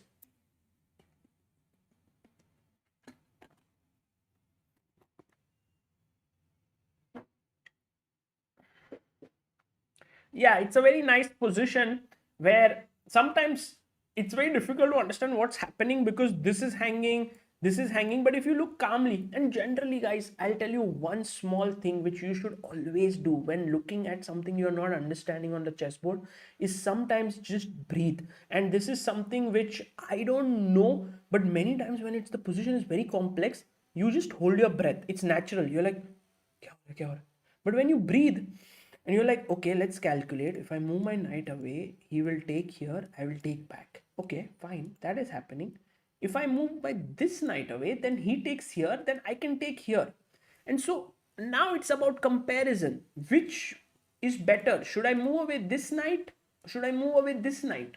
Or should I not move any knight away, but then after take, I don't like it. I don't want to get into a position, guys. Like say for example, king f8. I don't want to get into a position where everything is equal. You know, structurally. 4 pawns versus 4 pawns. 1 pawn versus 1 pawn. But just the difference that white has bishop pair, black has bishop and knight. This is a difference here. And that I don't want to get into, because that can become quite a difficult position to defend. And you see again with it taking a lot of time at critical moments.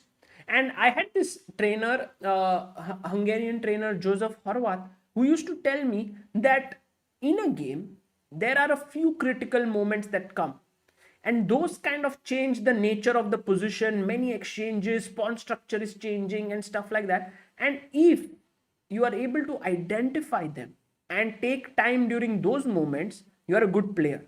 And good players generally identify critical moments very, very well. Like you wouldn't see with it, you would see with it playing moves like here a6 quickly, take, ab5, these moves quickly. But when this position has arrived here after take, he's taking his time, because he knows that this is a key moment of the game. But also like 2 minutes left only. Soham says, Sagar, why ne7, why not knight a7? Because, you know, Soham, as we discussed, you want to take this pawn, right? You don't want to take this one. Because after you take this and we play f3, it's like that same situation where everything is even and he has the bishop pair against bishop and knight. This we don't want. This we don't want in this. He would rather prefer keeping this doubled pawns on the board. Yes, knight e7 has been played. You see, he took 3 minutes of his time, but he found knight e7. And in this situation, bishop e5, bishop e4. Now again, this is the point. You find a good move, and then after that, the next moves you play quickly. So again, from 2 minutes, he's moved to 2 minutes 30 seconds. Very good time management. And these are all little things which you are able to do when you're in good form. And when you're in bad form, this just doesn't happen. That's the nature.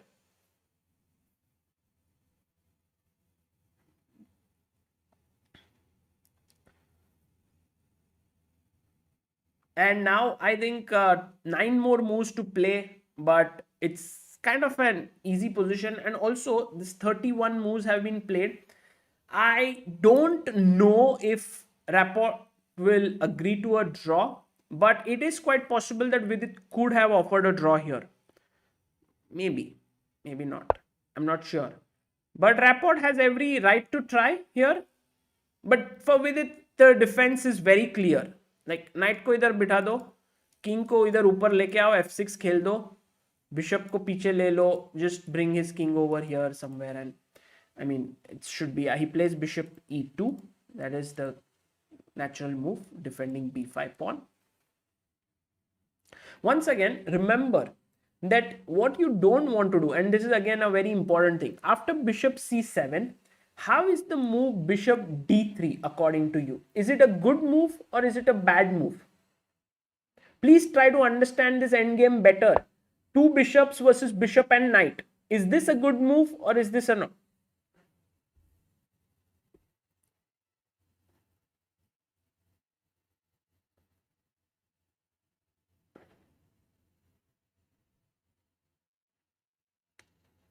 Bad. Very good.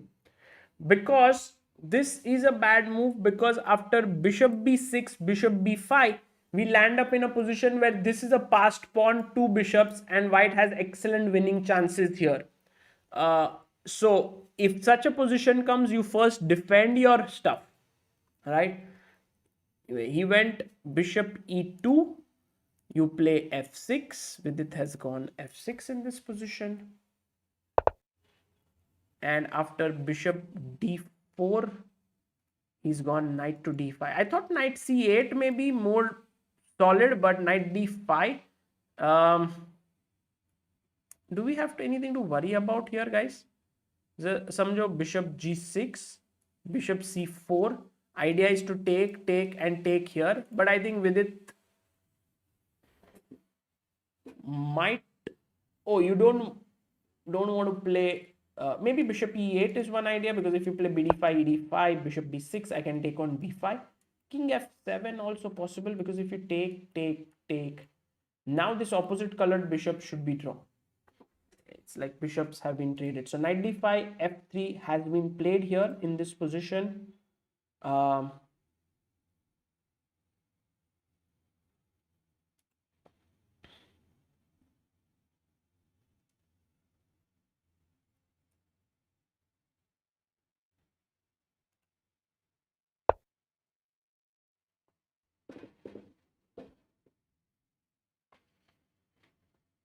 So f3, he plays bishop to c2. 4 minutes 30 seconds left. 2 minutes 40 for Vidit here. Meanwhile, very quickly, you said Arjun blunt. Oh, he played bishop c4.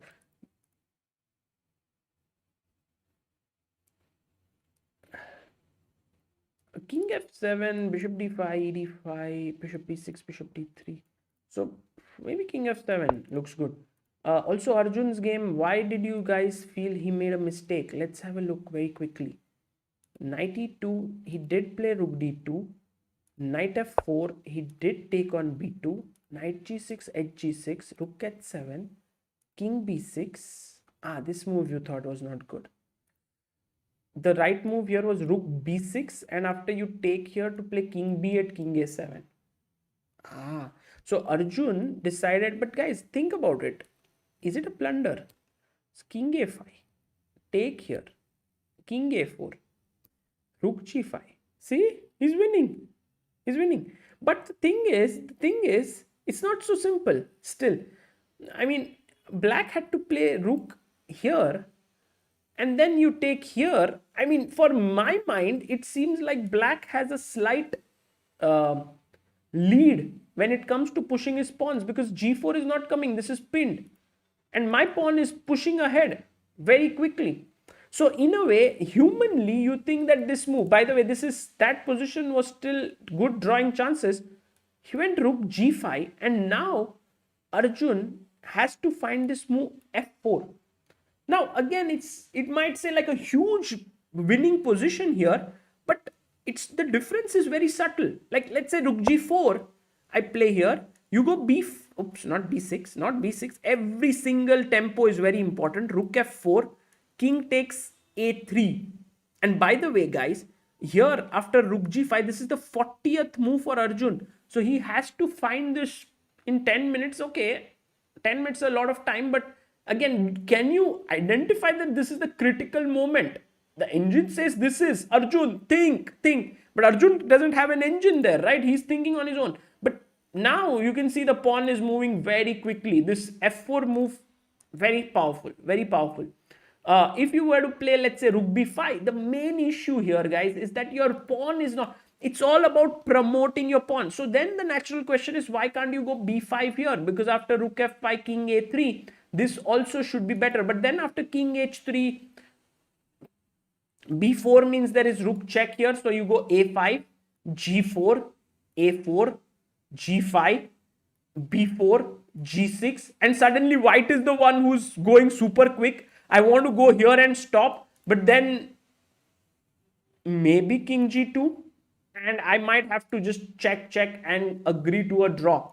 So it's a very difficult position here, f4. Let's go quickly back to Vidit's game, because 40th move stuff is happening there. After bishop c2, bishop c4, king f7, king f2, h5 played by Vidit, king e2.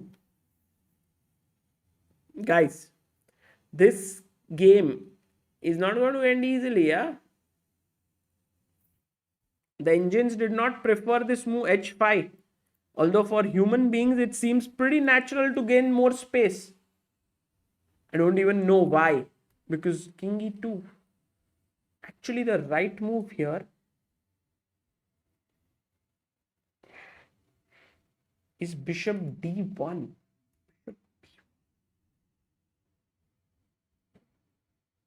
Maybe to stop king e2.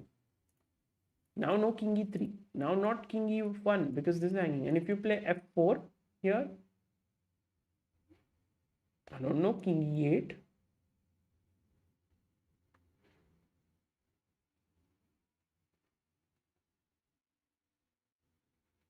But h5 is a mistake. Not because of the move h5, I believe. It's because the king is coming here. Vidit now has 46 seconds on the clock. By the way, super chat by Avik Bose. As I am a Bengali, can you think of any Bengali player who can burst into the top ranks? Also, do you think Bengal is the state with the strongest players after Tamil Nadu? For sure, for sure. Bengal, Maharashtra and Tamil Nadu really have the highest number of GMs in India. And I think one of the big talents in Bengal chess right now is Mitrabha Guha, who became the latest Grandmaster of India. Like, not the latest. We had one more GM, Bharat, after that, but he was 72nd GM of India. There are many more talents as well. There is Aranya Ghosh, who is an IM. There is also, I mean, Bengal chess has many talents coming up. He goes king d2, hitting here. And also, by the way, Surya Ganguly, who is playing in this tournament, is from Bengal. But Surya, of course, not so young anymore. One of the best players from India for many years. He goes bishop f5, and the main reason why the Indians are being a little bit pessimistic here, and I think it's no need to worry as such. By the way, 2 more moves left till time, till 40 moves. Is that after take, okay? If I take on b6, there is bishop d7. That should be under control. But you go king c3. And now if I go bishop d7, you go king b4. Right? But imagine that I start off with, let's say, king here. You take on b6. And I play... I was just thinking, can I put my king here? But then this might be under... So what I'm just coming to a conclusion here is like, let's say bishop h3, for example, bishop d4, bishop f1, b6, and in such a position it should be still a easy draw, although the Indians prefer white, but it's just because he's a pawn down.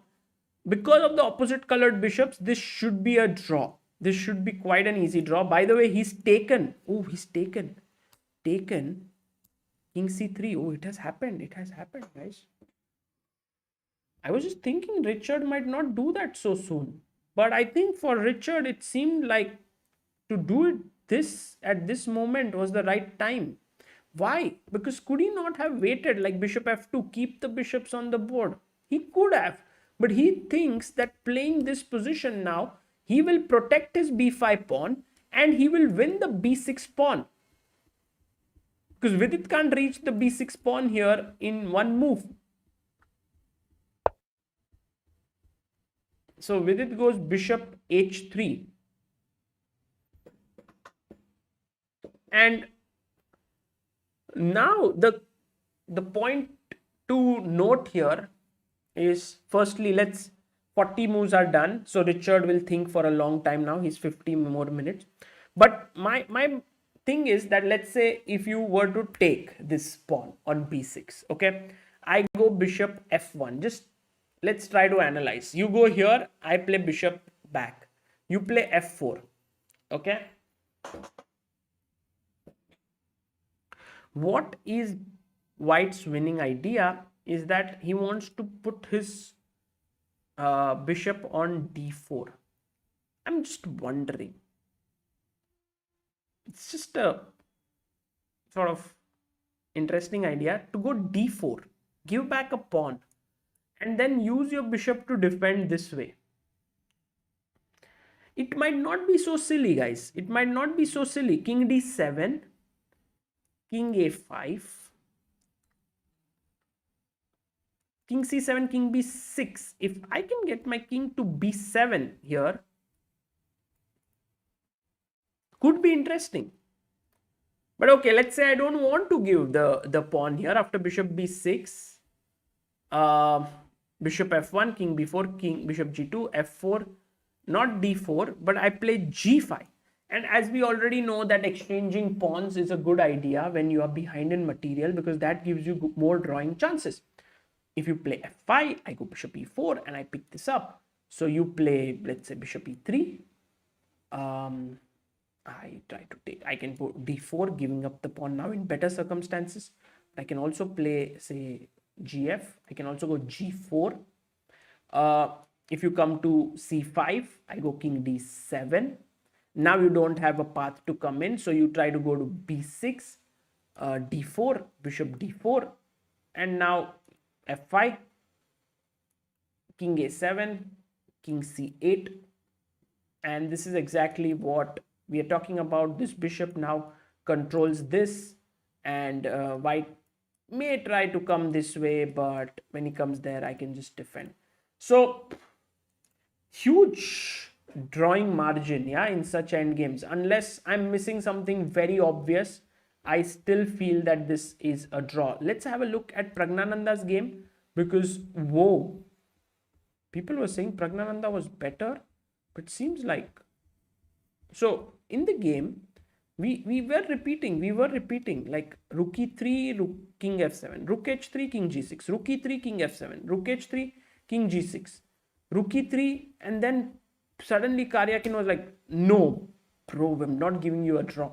So Pragg took king f5, knight b4, take fe, king e4, knight c6, rook c8. Oof, Pragg was actually getting a great position here. Knight b5, king e3, and now knight c7 was his way to get an equal position, but he goes c6.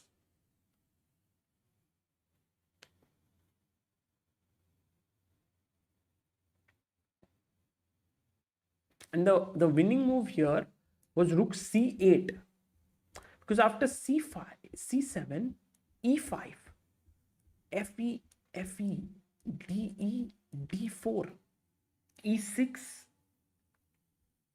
d3, king d1, rook g8, threatening mate, khatam, game over.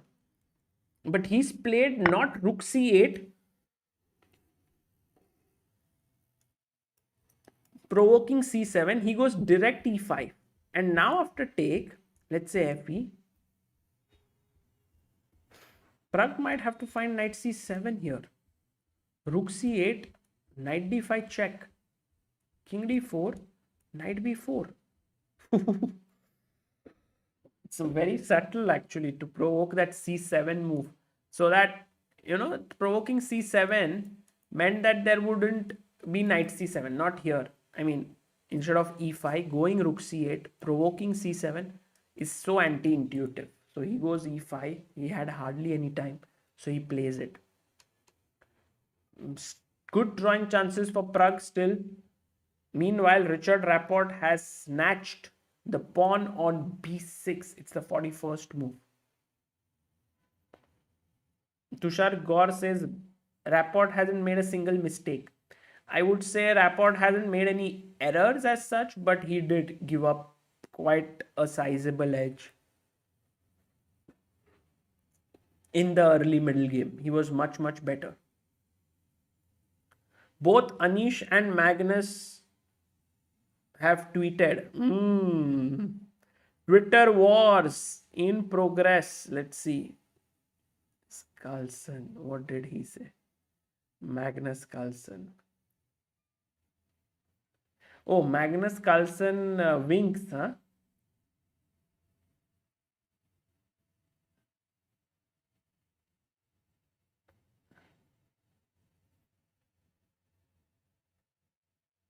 What is this? He just tweeted that. And what is Anish tweeted? I'm thinking to never tweet anymore except for if... No, that is...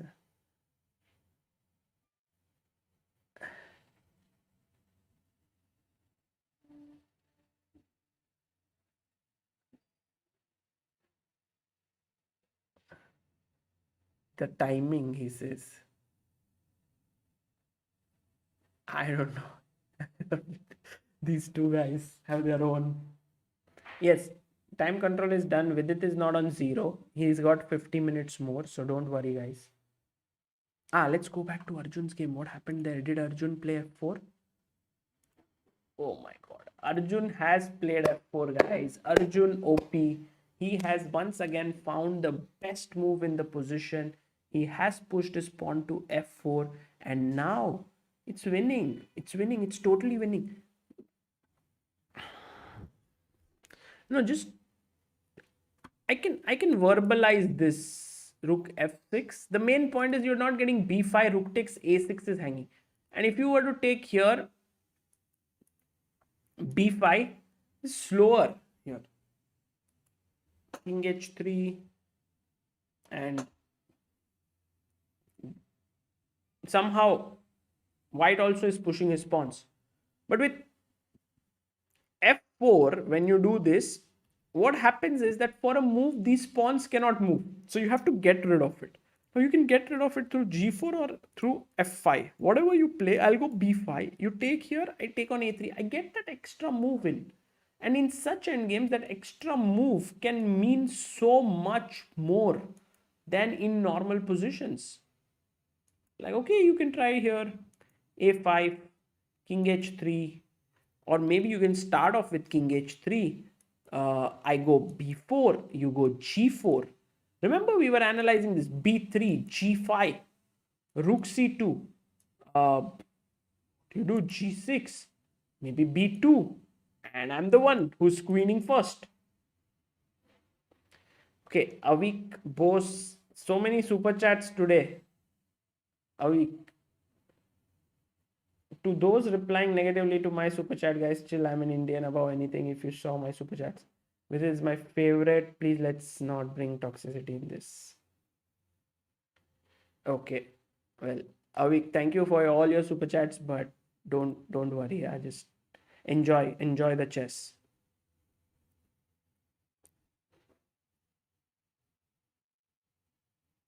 Arjun is totally winning here. Also, Surya Ganguly, by the way, is a rook up, but his king is so lonely. It's like he's totally, I mean, if you look here, he's having these pieces well positioned.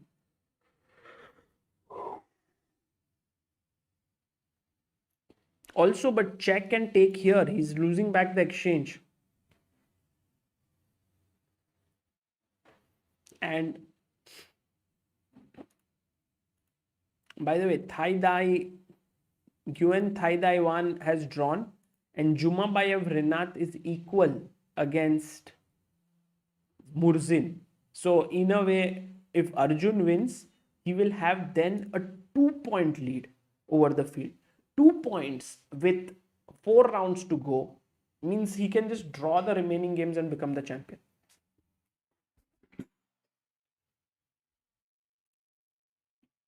No, Vidit's game is not going to end very soon, guys. I think this is going to be a defensive task for Vidit, and he is thinking to himself, how should I win this? How should I hold this? So, you know, how can I explain this position to you the best possible way? Imagine that this bishop was a light squared bishop.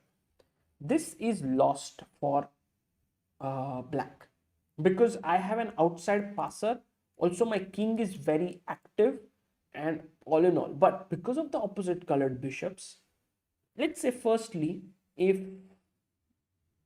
I don't know, I just want to play this and I want to force you here.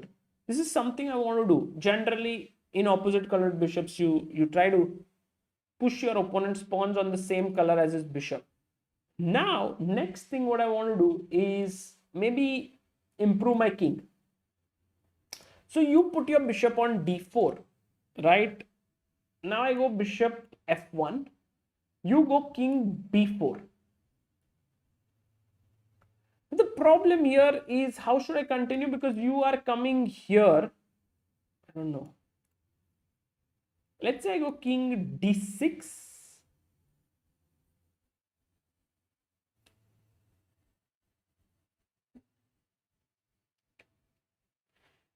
I'm not sure. I mean, this looks scary, yeah? Like check, king back here to c7.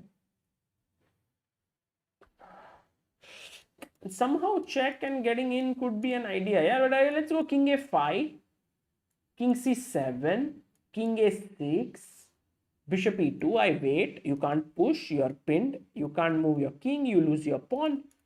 I think this is the setup where you think to yourself that no, the opponent cannot win here. Maybe you try for f5, trying to get this, but then king b8. h3. Not sure, guys.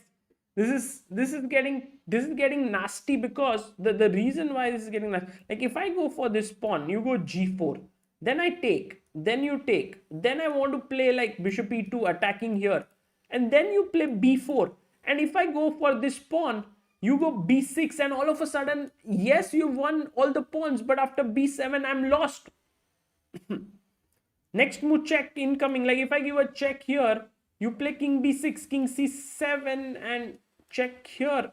I mean, I don't even have time to win this pawn. So this is the type of things that is going on here.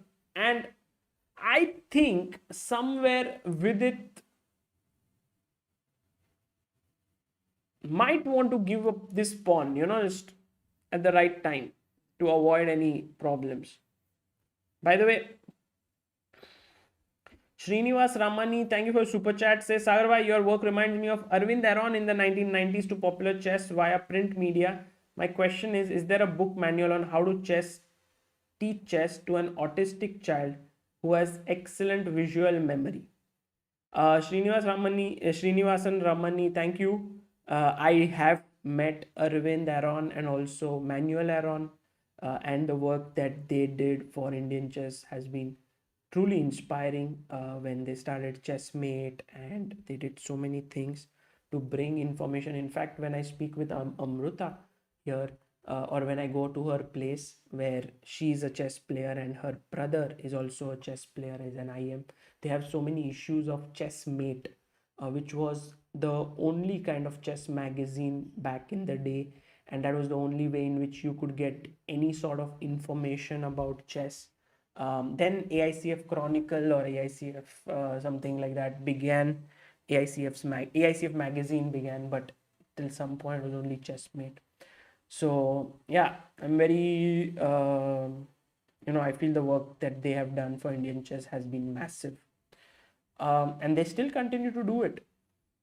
With regards to a book for autistic children, I am not sure. I do not know about it, but if you type in Google chess and autism, there are articles that have been published on ChessBase, and maybe that can give you some good ideas there. Okay, I'm just trying to still wrap my brain around this position, and I can totally understand that Vidit is finding it quite difficult to understand which setup he should choose, because deep within his heart he knows that this is a draw, just like any good player would feel.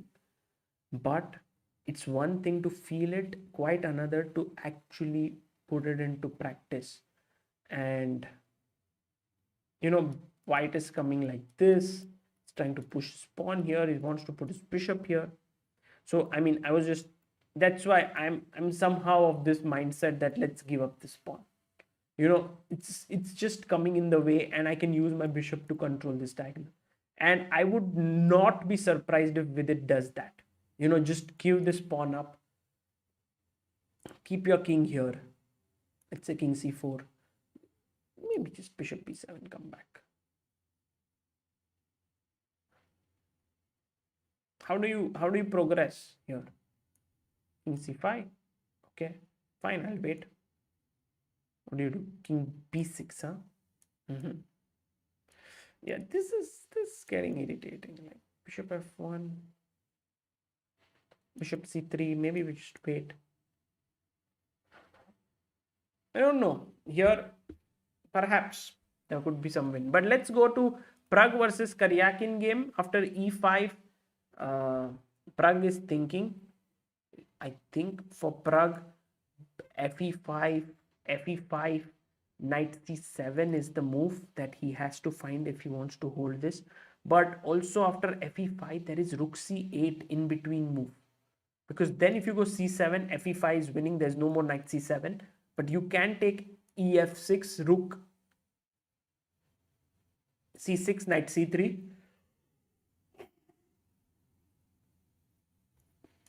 King d4. And this position, again, high chances of it ending in a draw. Let's see. I think Pragg, if he holds this draw, it will be a good confidence booster for him. Coming back to the game of Arjun, few moves have been played after rook g5. We spoke about f4 quite a lot. Rook f5, Arjun says, I'll take this pawn. Take here, he says, I'm pushing my pawn. King h3 in order to get your g pawn rolling. But after b4, it is becoming very, very clear that Arjun is winning. Okay, one question here is, can I do this? And here's my question to all of you in the chat. Black to play, what do you play here? Very important move. Let's see if you can find it. And I'll use the chat chess moves, which has been fixed back by Keith Mascarenhas.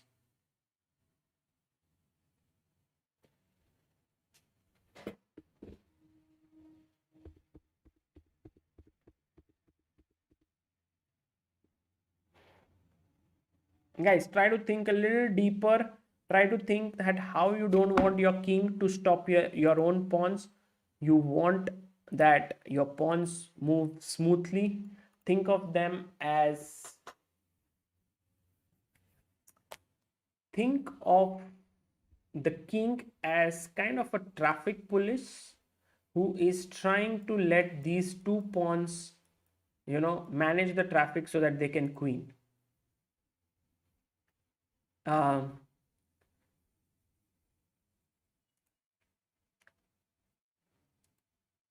Let me see. How do you... King a4 is the move that many of you want to play, and that is the most natural move because you stop this. But remember, what you did was you did not further your pawn's easy movement. In fact, you are blocking it. So I wouldn't give it full points, although it should also win. The right move here and the very, very nice move is rook a2. थोड़ा सोचना पड़ता है ऐसे moves के लिए. You have to think a bit. Because now when you give a check here, I can move my king and you can't take this pawn on a6 because the rook is defending it. And this move, rook a2, has been mentioned by Target JE, Vaishnav PT, Snehashish, Mayur Gondalekar, Bhargav BS, Harshdeep, Arav Priyadarshi, Anonymous Chess Player, Suraj Karuna, Akshat Kulshrestha. Well done, all of you. So here, after rook a2, it's clear that you're winning. But if he doesn't do that, like firstly, Zuziner has to play rook f5. And then Arjun has to find rook a2. I mean, if you do this king a4, oh, she went g4. She didn't even bother. She just pushed. But now Arjun has a choice between a5 and b3. Both are good moves.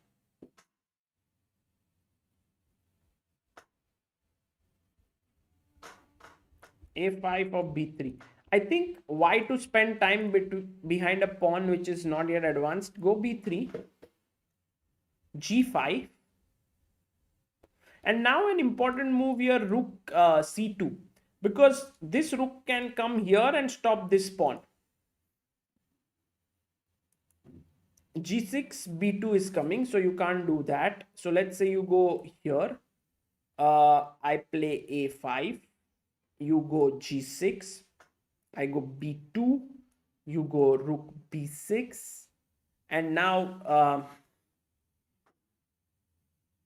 guess king a2 should do the trick, no? King a2,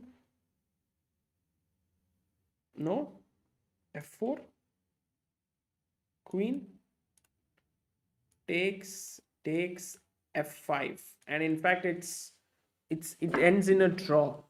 So you have to play something better here, which is to play rook to c4. Idea is rook b4, building a bridge, stopping your pawn, and if you were to take, I take back, and I have cut you off. And if you go g7, I go back, and then I come here on g8 and I win this pawn. Meanwhile, my other pawn is queening. This is the power of actually fourth rank cutoff here. Very, very important concept here, guys. Try to think about this.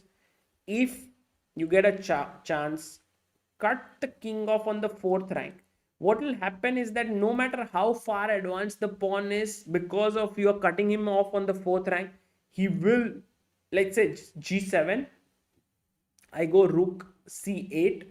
Now if you bring your king, I come here and I will win this pawn. You can't even defend it because I'll take it. And after you take it, I'll queen it.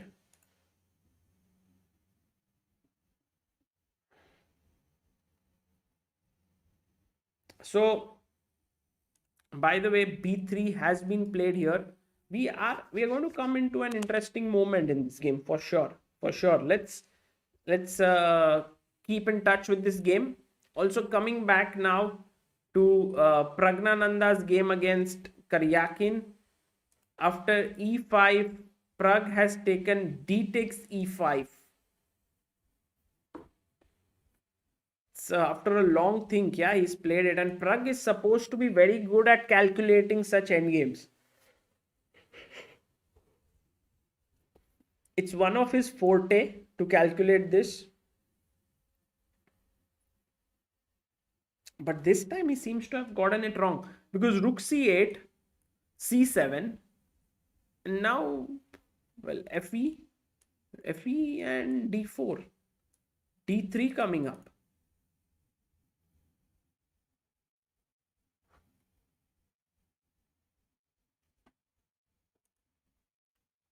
Going back to Vidit's game against Rapport, after bishop b6, Vidit is still thinking. I think he's thought for already a long time.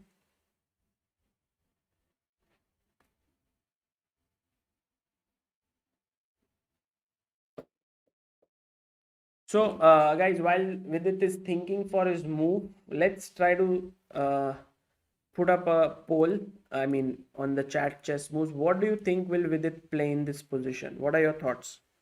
Black to move. Yes, clock shows 0.00 because 40 moves are done and 50 minutes will be added. The moment the next move is played, it will be added.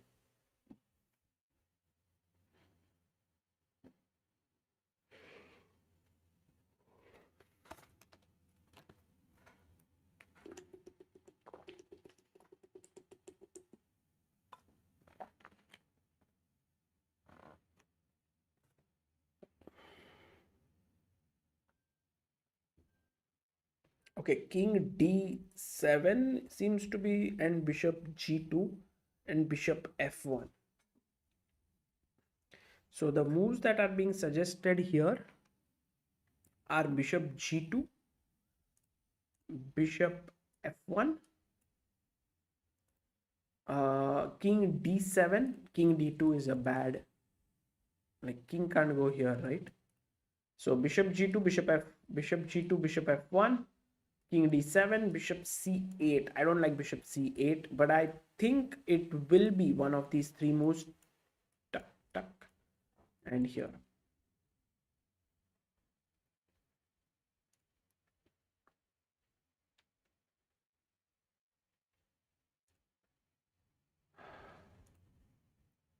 So let's stick with Arjun's game for a bit. By the way,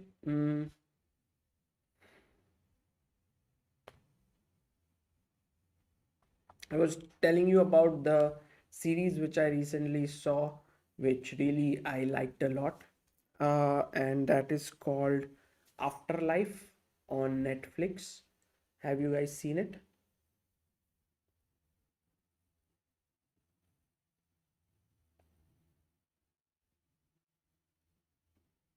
Yes, in Vidit's game, if you kind of exchange all the king side pawns, then it should be a draw, right?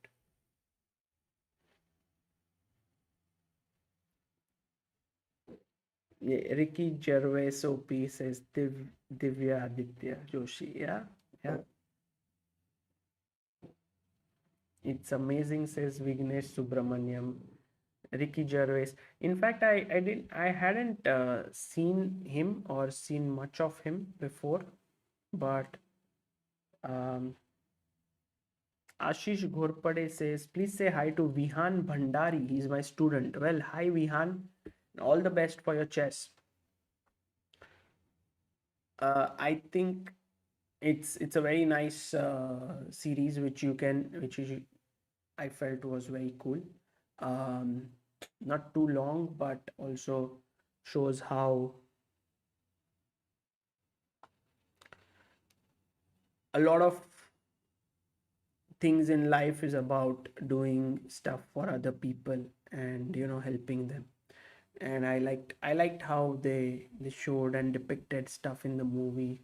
Also, I loved how he's a journalist and he goes to different places and uh does those interviews and those little journalistic gigs which are very very funny. I loved it. It's amazing.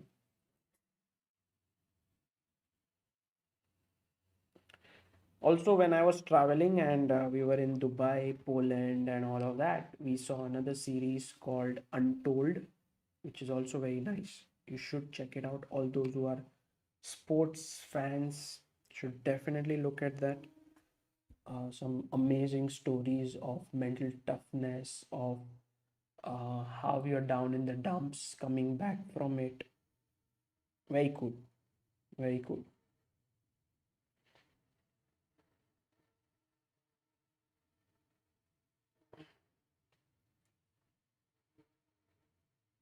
Uh, Can black play rook h2 in this position if it is black's next move? You mean to say, like, let's do g5 and now this check, take, and this way, yeah? Well, there's only one problem here. Can you find the winning move for white? It's a nice one. Nice exercise. White to play. Can you find it? White to move.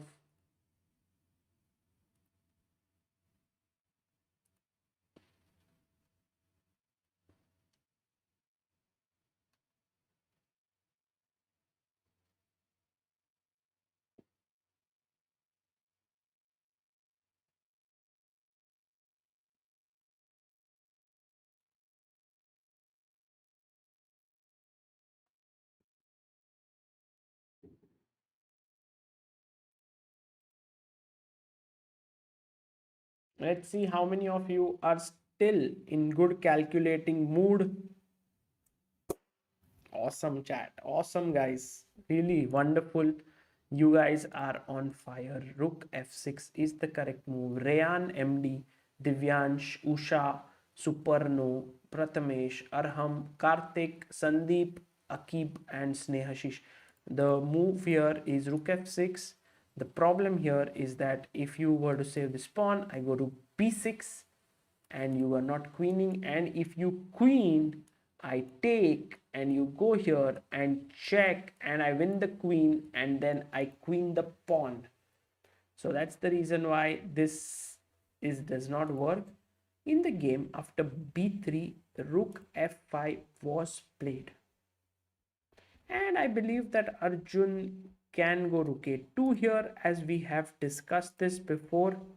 Going rook a2 is make Yeah, sorry guys, I think I am back. There was a small lag, but it has been fixed. Um, Very sorry for that.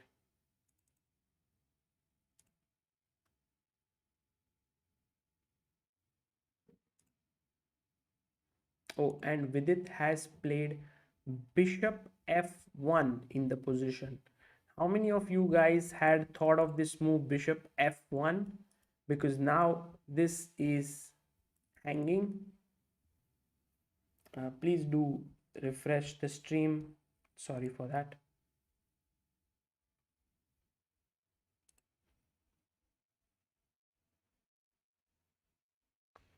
And now this is hanging. So let's say you go king b4. I don't think he will think even for a minute over there. King b4. And then how do we continue here? After king d4, king b4, I go king d7, bishop d4, king c7, king c5, bishop e2, f4, bishop f3, check, king d7. But now comes king d6, and all of a sudden you are lost because the king is coming in and is going to pick up all the pawns.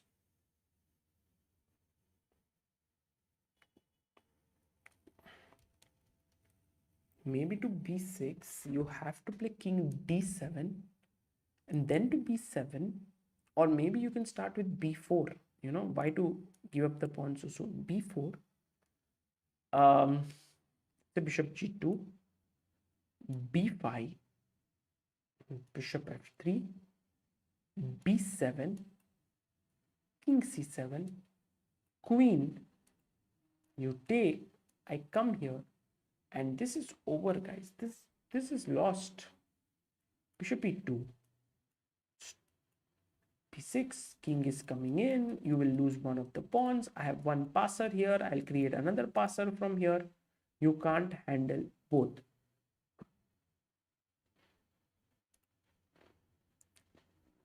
So the position, although should be drawish, is not very clean draw. Time situation, I can't see it yet. 23 minutes. Oh, Vidit has thought for a massive 27 minutes out of the total 50 minutes he had. It's a lot. Going back to Praggnanandhaa versus Sergei Karjakin. After d takes e5, Karjakin has to find rook c8, which is a very nice move. You can also take fe5, which is also good.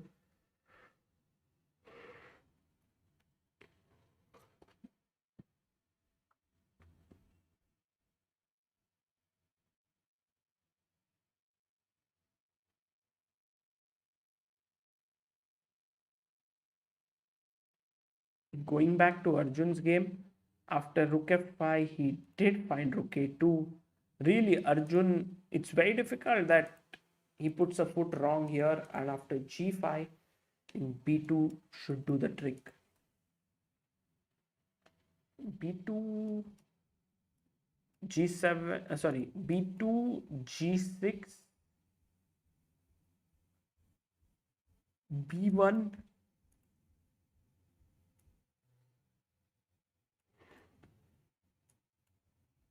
yeah, and black wins. So she went rook f6. Zhu also making her moves very quickly here. But we had discussed this. Doesn't seem to work because of a5, rook b6, rook a1, g6, b1, take, rook b1, g7, and rook g1. And I stop this pawn. Whoa. By the skin of the teeth. a5 by Arjun. When Arjun knows this is the best move, he doesn't think much. He makes it quickly. Even though he has 54 minutes on the clock, he's playing it quickly. And Arjun Erigaisi is now going to score his Next victory, 7th victory in this tournament. He has 8 out of 9 after this.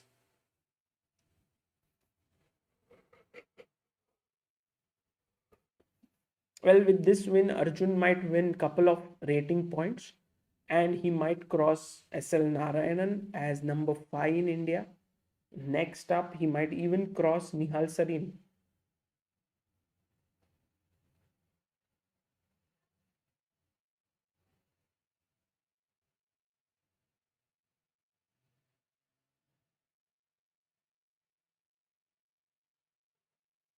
Okay, let's go to this game.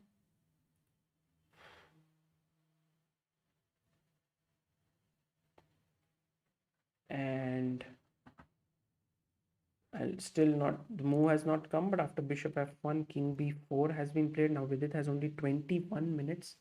Guys, he has to reach move number 60, after which he'll be awarded another 15 minutes. Right now he's on move 42, so 18 minutes to play in 21 minutes. Sumit Nahata says, I've been allotted pediatrics in NEET PG. Thank you for all those meltwater stream that I watched to refresh myself during preparation phase. Well, very happy to know, Sumit, that we played a part in your, becoming a doctor, and all the best for you, for your journey. And also thank you for being booster of Indian chess for 7 months. PRT says, can you briefly review Duda versus Esipenko? They drew, yeah. And on move number 30, it seemed like it was winning for Duda.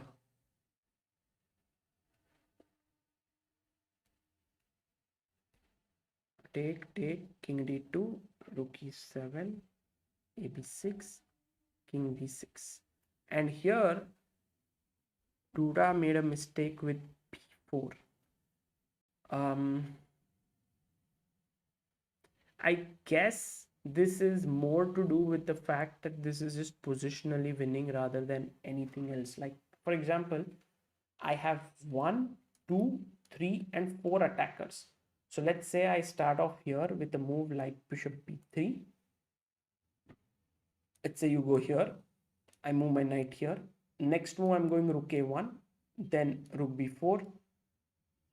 And with all these pieces here, 1, 2, 3, 4, that looks like a very, very huge attack in the position. That should be the reason why he was winning.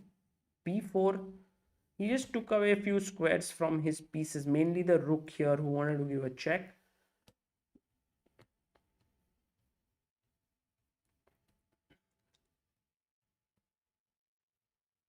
And then it kind of petered out into a draw.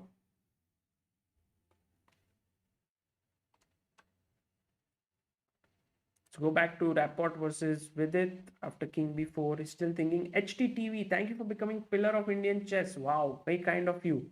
It's the highest tier membership, and all the money that is collected here goes to an Indian chess player, Indian chess talent. So thank you for that. Vivaswan Damle says, chat me recently GM Sagar Shah chala hai kya? Come on, Sagar bhai, it will give all of us probably more happiness that Vidit NSAE becoming world champions. VD NSAE. What is that? Am I missing something? NSAE.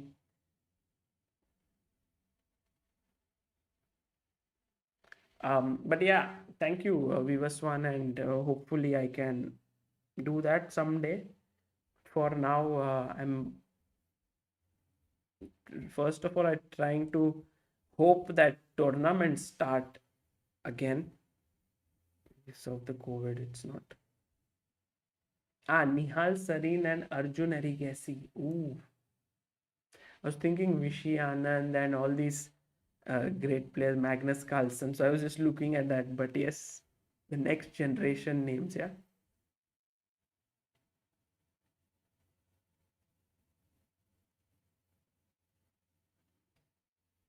Okay, let's king b4, and now Vidit is still thinking. I think bg2 makes a lot of sense, hitting this pawn. Meanwhile, he's trying to come in from here. And Arjun has won his game beautiful after rook a1. I think over, right? Rook a1. Or did he play f4, b1, rook b1, rook b1, g6, rook g1, f5. And here Arjun won with a very cool move, rook g5. Awesome move by the youngster. And here Zuzhina resigned because this is hanging. Okay, she could have tried this. Here g7. Why is this not winning for white? Can you tell me? Black to play. These rook endgames are very tricky always. Rook versus pawn, even trickier sometimes than rook endgame. Black to play.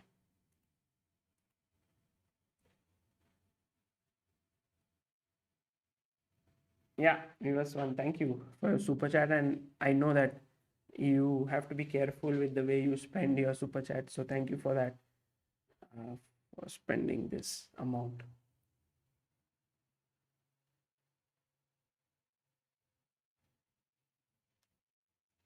Yes, absolutely right, guys.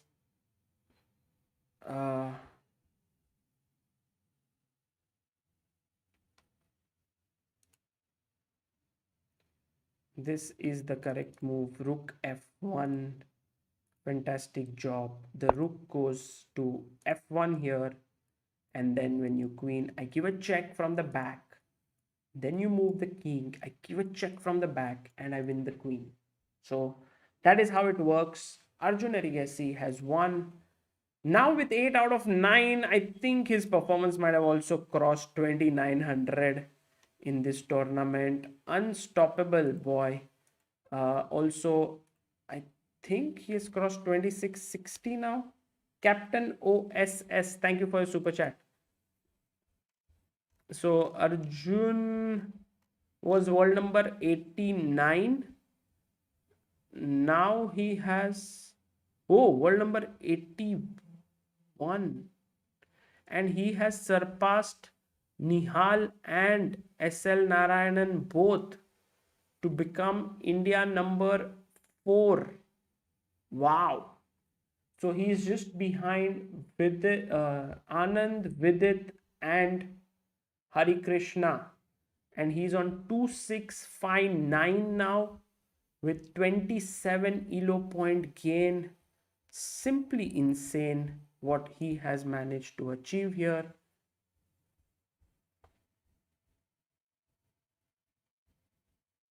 Yeah. Yatin Sarbalia says glad, and thank you so much Yatin for this huge super chat. He says glad that Indians are doing so well in this tournament. I am also very glad that first of all Arjun is playing so well. I mean, this challenges tournament, generally few players do very well, but to dominate it like this is just something. It's just something really unfathomable. Yeah. By the way, Vidit goes g6. Very interesting move, because if you think about it, in some of the lines, these pawns were becoming weak and the king was coming in from here and picking this up. Maybe he wants to put them on the same color as his bishop. Now, here's another small little rule. Maybe it's not a rule as such, but you can kind of remember it for defense, is that in opposite color bishops, the defending side tries to put his pawns on the same color as his bishop, while the winning side tries to place it on the opposite color of its bishop. So now this white is trying to win, right? So after say bishop d4, I should try and put my pawns on the same color as my bishop. So let's say I go f5, and now he goes b6, and this is not where he wants his pawn to be. Should be on light square. here it's kind of replicating, yeah, the role. So that's how it is. Bhagyashri Kaduskar says Arjun should just be promoted to masters now. And this is something which I have my serious doubts on. That all of you have been, I have read a lot of comments about it. Of course, Arjun is playing phenomenal chess, right? But when you talk about the Masters tournament, and then many I have said is like, Arjun should have been in the Masters, Pragg in the Challengers. I doubt, the main thing is that firstly, the Masters tournament is a completely different ball game, and I think every young player will kind of struggle in that, because these are just world class players who are playing there, and if it is your first super tournament, it is not going to be easy. Meanwhile, um for Pragg, I guess, who is on 2.5 points right now and is fighting for his life here. Again, you can see how Sergei Karjakin managed to find this. Like, firstly, he went e5, which was wrong, and here Pragg should have taken fe, and, like, let's say take and knight c7, which very difficult to find. But when he took here, instantly played rook c8.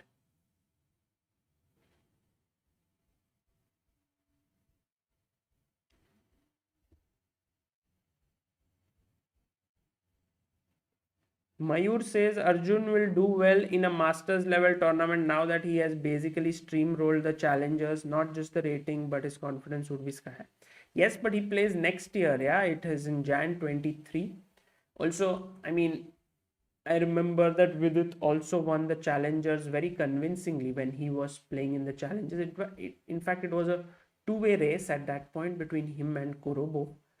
Next year, when he played the Masters, of course, it was not easy. He played very well. He beat Kramnik and Mamedyarov, but it was not simple.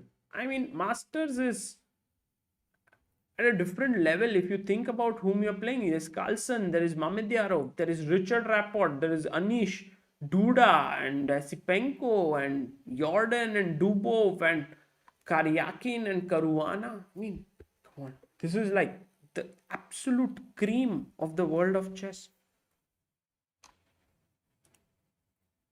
How do you say that? Creme de la creme. Okay, g6.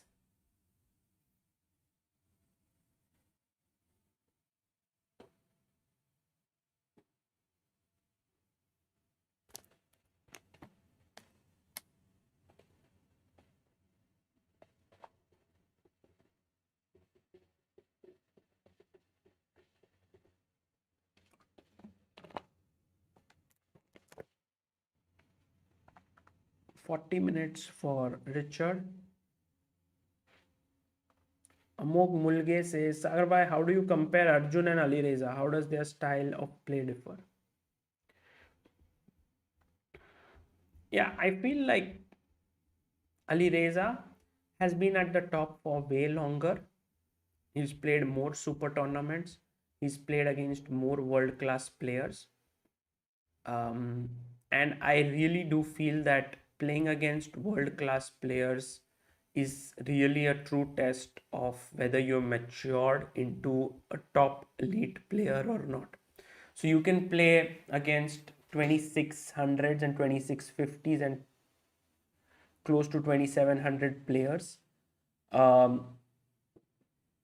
when you play against these 2750s and 2770s, it is a different ball game, and that's the reason where I feel Arjun should get more opportunities, and then we can compare Arjun and Alireza, because Alireza is like world number 2. Yeah, the only thing which is right now very close between them is their age, but Arjun has to still go a long way to reach where Alireza is.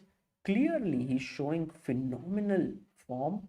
He's played amazingly well at Tata Steel. He's done really well here I mean Tata Steel Chess India, then very well here. Even before that in Lindores Abbey, Blitz, um, so many events. He's doing really well, but I think we are yet to see him play a classical event against the world's best, and this is where I feel like something should happen in India on those lines. That now you see that Arjun is a great talent. He shouldn't have to wait until Masters 2023 in order to play against a world class player, against world class opposition. Something should happen, like classical events should take place in our country. But once again, it's not easy to organize such tournaments. They require good funding, good budget. You need to invite good players from all across the world. It is difficult, and um, the fact that your candidates and your world championships and all happen in classical means that somewhere classical chess still rules. I would say that when it comes to blitz, Arjun has kind of proven himself that he can hold himself against the best in the world in blitz. But against in classical, he has to still figure out. He has to still get opportunities. And regarding the difference in playing style, I think Arjun's playing style is uh, less aggressive than Ali Reza. Ali Reza is very aggressive as a player. Arjun is more pragmatic. He is quite positional in nature. He also calculates very well, but kind of positionally more inclined. While Ali Reza is more, I think, more tactical in nature and tries to find those little tactics and all of that.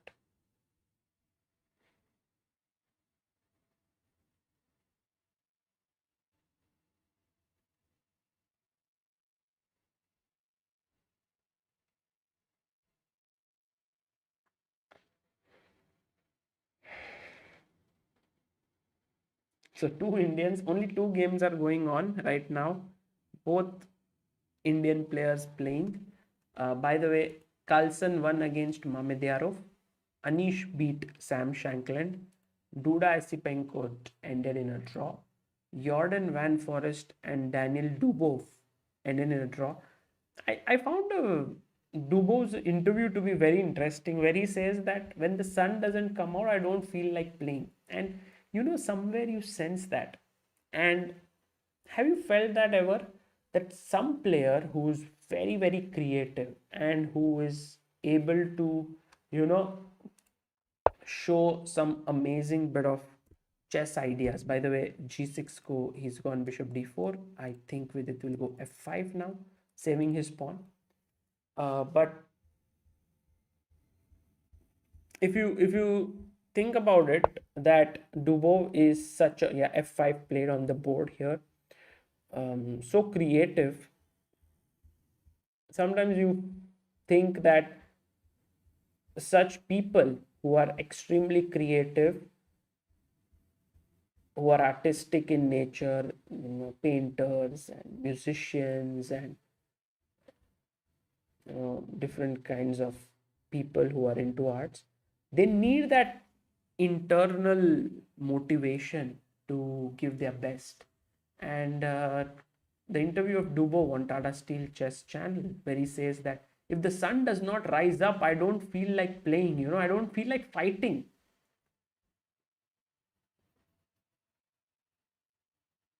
Vardhan Nagarkar, thank you for becoming booster of Indian chess. Himanshu Sethi says Arjun should play board 2 in Chess Olympiad. What do you think? We should select performance over fame. I think overall rating is a very good measure of how strong the players are. And very soon, maybe in couple of years, we will have these youngsters in our team. But I still feel that when it comes to experience and the amount of uh, tournaments that they have played, Hari Krishna, Vidit. Of course, there's no question of Anand, but Hari Krishna, Vidit, even Adiban, they have so much more experience right now. And I think the only thing about experience is about these top players. When you face these top players, it's different. It's different for sure.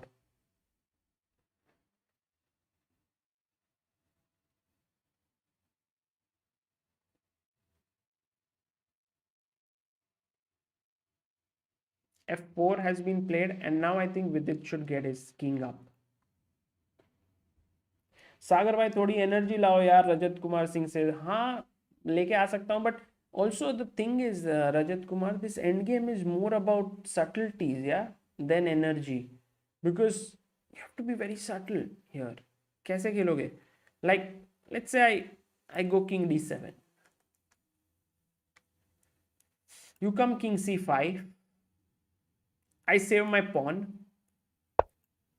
play b6, bishop e4, and it's difficult to make progress here. So let me start with king b6, and now it's a very important move for black. Can you find it? Black to move. Come on, guys. So some training to help you understand these positions before.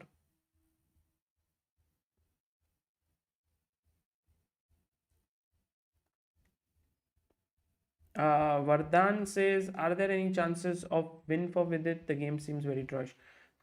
No, no chance of winning for Vidit, but there are chances of him going wrong. So, I mean, a draw would be a very good result here, I feel.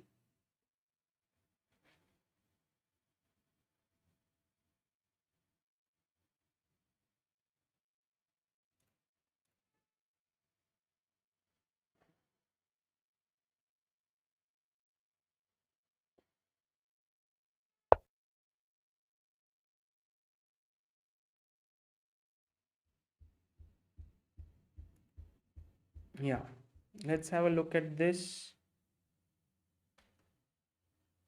Fantastic, amazing, guys. Well done. Bishop f1 is the move. Vaishnav, Akash, Kajori, Abhishek, Snehashish, Magnus, Aryan, Ramachandra, Samarth, and Sachin Gupta. The move is bishop f1.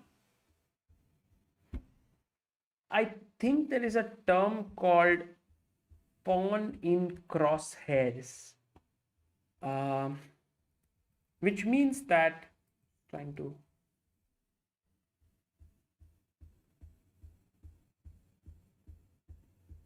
yeah, I mean, you just try to attack the pawn from behind. It's very important here, because when you attack the pawn from behind, the king cannot go to a7 and push b6 b7 queen, and if it goes to a6, then this pawn would be pinned like this, and if it goes to a5, then after b6 you can see that the king cannot go forward. So all in all, these bishop endgames are drawish. You have to be careful, and here bishop f1 is the only drawing move in the position. So well done all those who found it.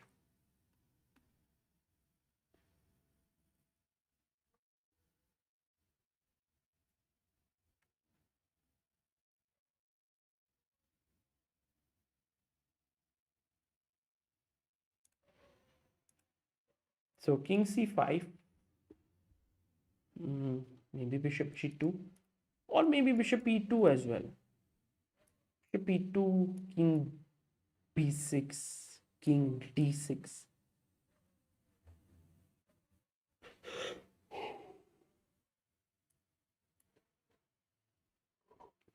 b4, bishop d3, king here, maybe just go back, b6. Yeah, this is kind of a draw.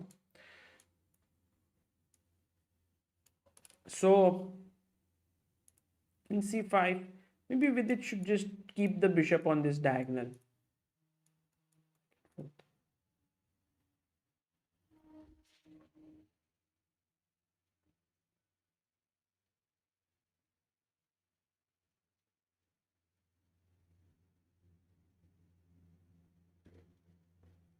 Varnit says it's really sad that Arjun still doesn't have a full-time sponsor. I think he should get a sponsor. He's number 4 in classical and number 2 in English. Yeah, I'm not 100% sure about who his sponsors are. I do know that Microsense supports him. But apart from that, I think after such a performance, he should be able to get a good sponsor. I mean, one of the key elements for Nihal Sarin doing well in chess and Praggnanandhaa doing well in chess are their sponsors. Very stable sponsors, both of them. Akshay Kalpa for Nihal and Ramco for Praggnanandhaa. And the costs go into several lakhs every year.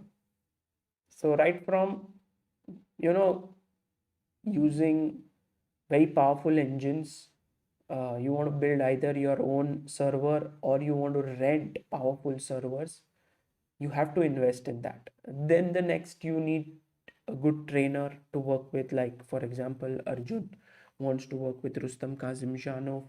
um, was working, now he's working with Srinath. All of that costs do add up. And then there is also you want to work with seconds, like when you're not training you have playing partners. So there are all these costs which become really high, and if these are taken care of at a very young age, like, then you can really grow up as a strong player. Arnab Banerjee says, is this a draw with perfect play for Vidit engine showing plus 1.6? I think don't get affected by our engine's evaluation, but it is drawish because of the opposite colored bishops.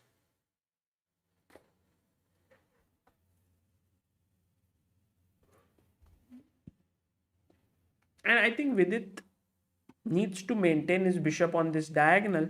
So bishop e2 or bishop d3 make a lot of sense here. Animesh Kumar, thank you for your message. Mainak Mandal says, Sagar is stuck in a rut for some time, 1500 leeches. What should I do to improve more tactics? Get a coach, any books that can help.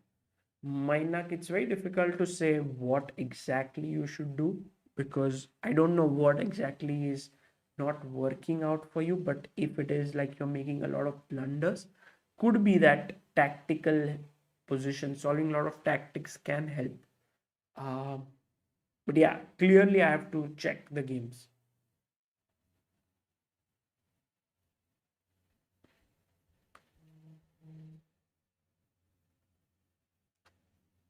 Bishop c4 in this position? Well, maybe. But I think anyway, yeah, you can put it here, here, or even here. Seems okay. Hitan Shah, thank you for becoming backer of Indian chess. So, bishop e2. Now you take on d5, then I take on b5.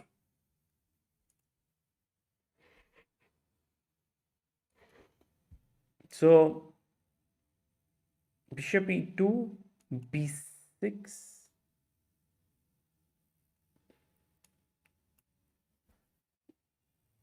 King f3, bishop f3, b4.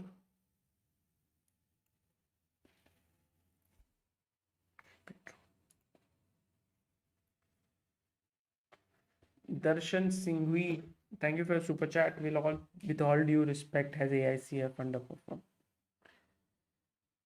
Yeah, it's a difficult question to answer. I think at the end of the day, there are so many things that are needed for Indian chess, and AICF is trying its best to provide them in different ways because they have to make sure that there are tournaments, arbiter seminars, FIDE trainer seminars, build more trainers in the country, build more arbiters, build more organizers, have more events. But yeah, I mean, in general, there's so much more that chess needs, and there's so many things that have to be done for chess. By the way, Vidit goes king c7. He doesn't move his bishop, keeps it here on this diagonal, moves his king. If you take on d5, I'll take on b5. If you play b6, I'll go king b7. So yeah, I mean it. And also at the same time, there are so many administrative hiccups that come in the way of doing work. So taking all of that into consideration, I think Indian chess at least is blessed that there is a stable administration at the top in AICF, because I think for any sport to flourish, there has to be a stable administration, because there was a period where it was not stable. There were fights and everything, and at that point it becomes very difficult for players to understand whom should they, like there is an event which comes up where AICF has to nominate the players and all, and then you don't know whom to write to and all of that. So it's very important that this stability exists, and I think it's nice that it is there. And I hope that there are so many things that need to be done, like for example recently they did the announcement of Indian Chess League. Then they wanted to do more stuff with MPL being the sponsor for the nationals. So all of these new changes, new things are happening, which is great for chess. Of course, there's chess in schools which has to pick up, and there are many things that need to start working out. But each of us has also, I mean, at least I see ChessBase India has its own role to play here, so we'll work.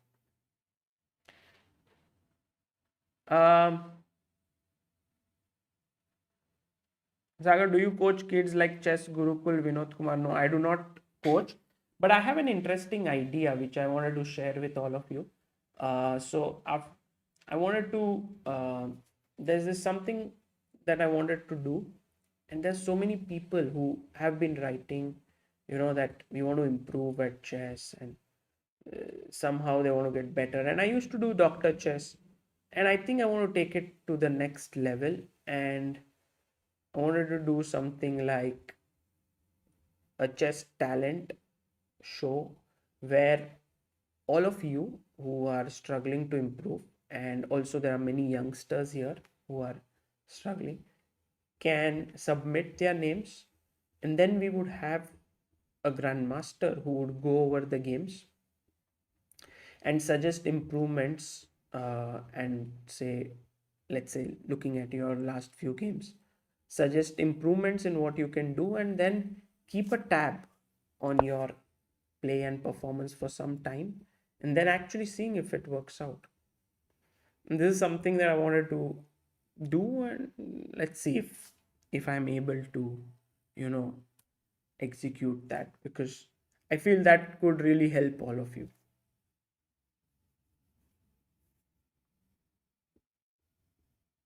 Rakshit, that's cool. Maybe we can, you can write to me, and we can discuss. Says I have a few ideas for ChessBase India Academy. Already working on few bots for the chess community. That's very cool. Bishop f6, and now with it goes bishop g2.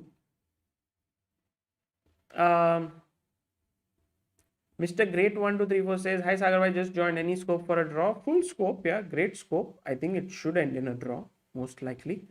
How about a check here? And here it's very important, I believe, to go king here. Because if you go to king b7, I'm a little bit skeptical about king d6. And then the king trying to get here could become... by the way, this is interesting, because if you go here, king here, you take here, I go here, bishop f3, take, and bishop g4, and defends everything here. So that's the point that Vidit's defense has. Even if he loses the base of his pawn on g6, his remaining pawns will be safe. So bishop f6, bishop g2, bishop e7 has been picked. Navneet Kumar says, is there any IM or GM from Bihar? And if not, what measures are taken? Not yet. I think there are no IMs or GMs, but there are good talented players, and hopefully there will be tournaments. I think one of the major impediments right now for chess players to improve is that no tournaments can happen because of the COVID situation. So clearly we need a little bit of more patience right now. Devant says, if it is a draw, why are the players not repeating or agreeing to a draw? Because it's not like totally clear. And generally in such positions, the side with an extra pawn, that is Rapport, will try to put pressure on his opponent. And then if some mistake happens, time pressure, like so you see, with it has 7 minutes left now with 13 moves to make, maybe some mistake could occur.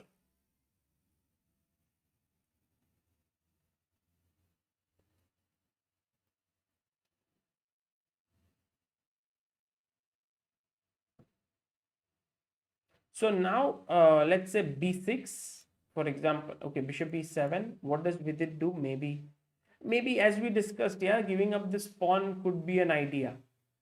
Also, it's not really a sacrifice. King d4, king d7. We can't go here because once the king starts running here, could become dangerous. But as we saw, yeah, losing this pawn is not a big deal. I can put my bishop here. Himanshu Sanghi says, do you think there's scope for any tech startups in chess space as chess popularity is growing in India? Any shortcomings or new solutions needed? For sure. I mean, there is ample of opportunity here when there's so many people who play chess. I guess there's always a need. In terms of, I mean, I think chess improvement can be split up into, like, you need playing, you need learning, you need many different facilities in terms of trying to, um, also related to traveling for tournaments. So everything that is related to a chess player can be related to tech, right? For example, a strong chess player needs a coach. There is something that can be done in tech space. He needs to practice playing, that can be done with tech, like on some platform. He needs to go to tournaments, that could be done with. So every part can be somehow, tech can be used to make the life of a chess player easier. Darshan Singhvi says, Anand Mahindra backed out of promoting chess. No, I think the Global Chess League will happen soon as well by Mahindra. So that is again something very exciting that would happen. Anup Madam Sethi says, Sagar, your voice is like a lullaby. Really? Okay, no more talking like that. Chinmay Vatve, thank you for your super chat. It's quite a big one. Happy to see that you're feeling better. Hopefully, Amruta is doing great. Would like to meet you if possible if you visit the USA. I live in Dallas, but can drive, fly to meet you and Amruta. You both are the best. Cheers. Well, thank you, Chinmay. It's very kind of you. Yeah, we both recovered from COVID. We did our test and it came negative. So we both feel much better now. Um, yeah, USA is something which we have never visited and something which we have always wanted to go. So maybe once the COVID is done, would love to, come there. Maybe for the St. Louis tournaments or something on that front.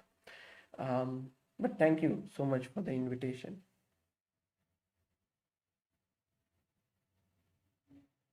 Yeah, Vinod Kumar says, Sagar hoping to see ChessBase in metaverse.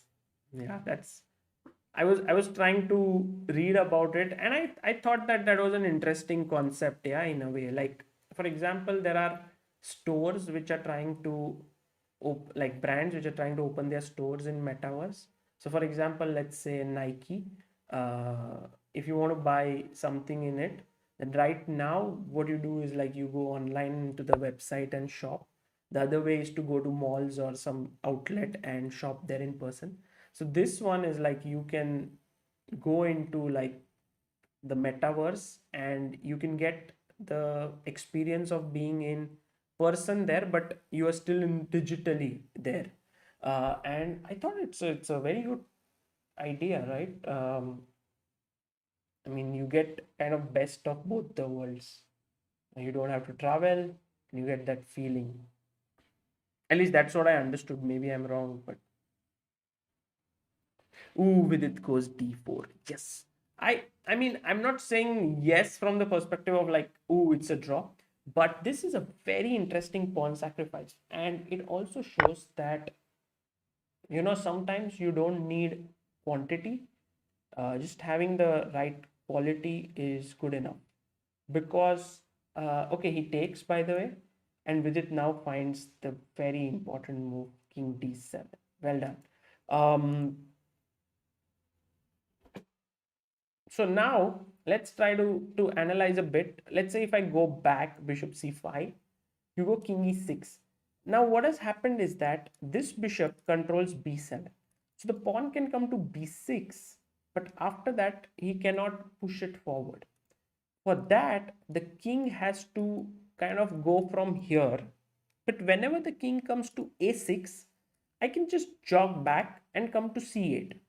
And my pawn defends. Now when the king starts to move backwards and tries to enter from here, let's say like this, then I can again go back up like this.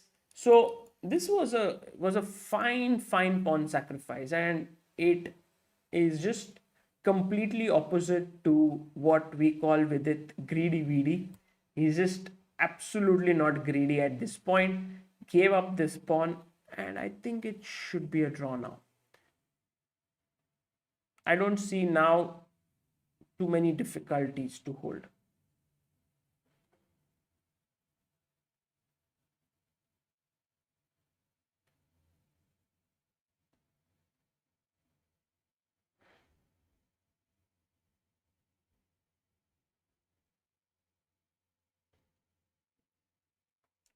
So I was thinking another move here. Uh, let's say if I don't play d4 and if I wait, then b6, king b7, and now bishop f6. And all of a sudden, what happens? Like, let's say you still wait.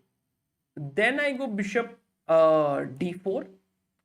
Then I still wait. And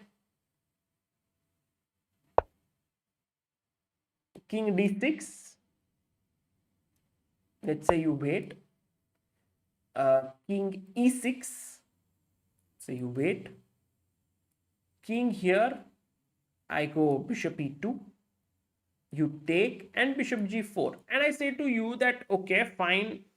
I've held here. The problem is king g5. Let's say I try to move my king up. King h4.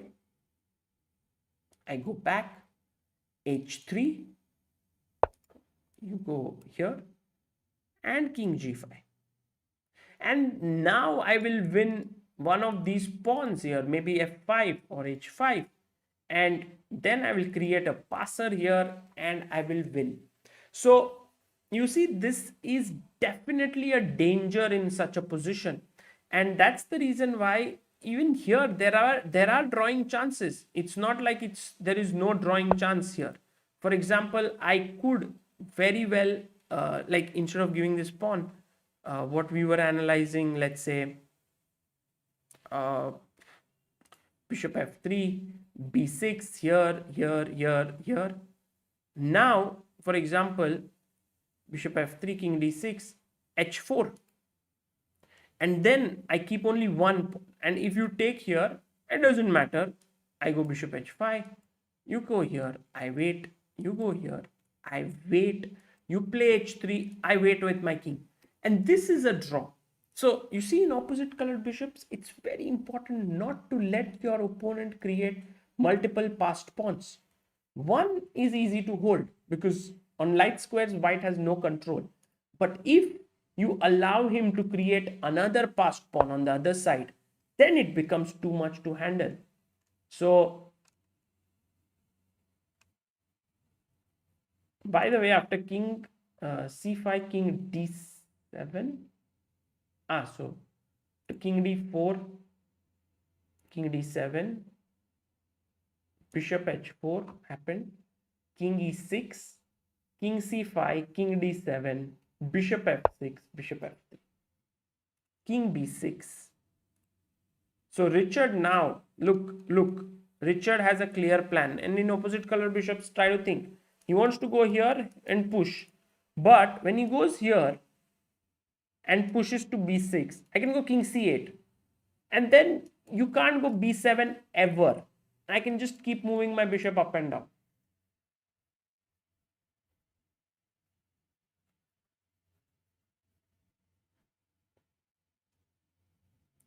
Praggnanandhaa versus Sergey Karjakin is almost over the game because after e5, de, rook c8, beautiful move by Sergey, by the way, here.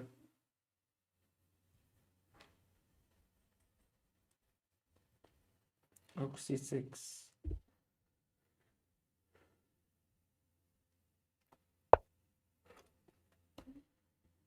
King e1. And now rook c7. And these two pawns will be stopped. The d pawn is very powerful. King is coming in to win these pawns. So I think it's gone for Pragg here. Praggnanandhaa is losing. Let's quickly look at what Surya Ganguly is doing. He's still playing with the black pieces. Ooh, Surya in trouble here. This should be lost, but there are always some drawing chances. A very famous game, I believe, is Vidit versus Erwin Lamy.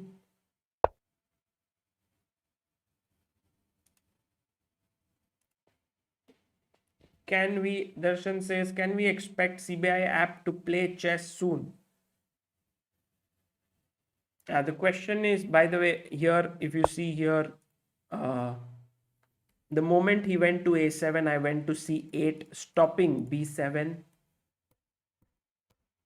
Yeah, the question is whether it is needed for now.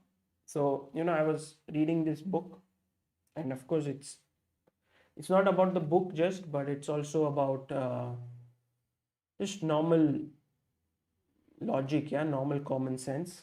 By the way, here bishop a5, I just wait, and if you go here, I go here, you go here, I'll block the white king from entering this side. So my king is more like a gatekeeper to the white king. I want to show you something.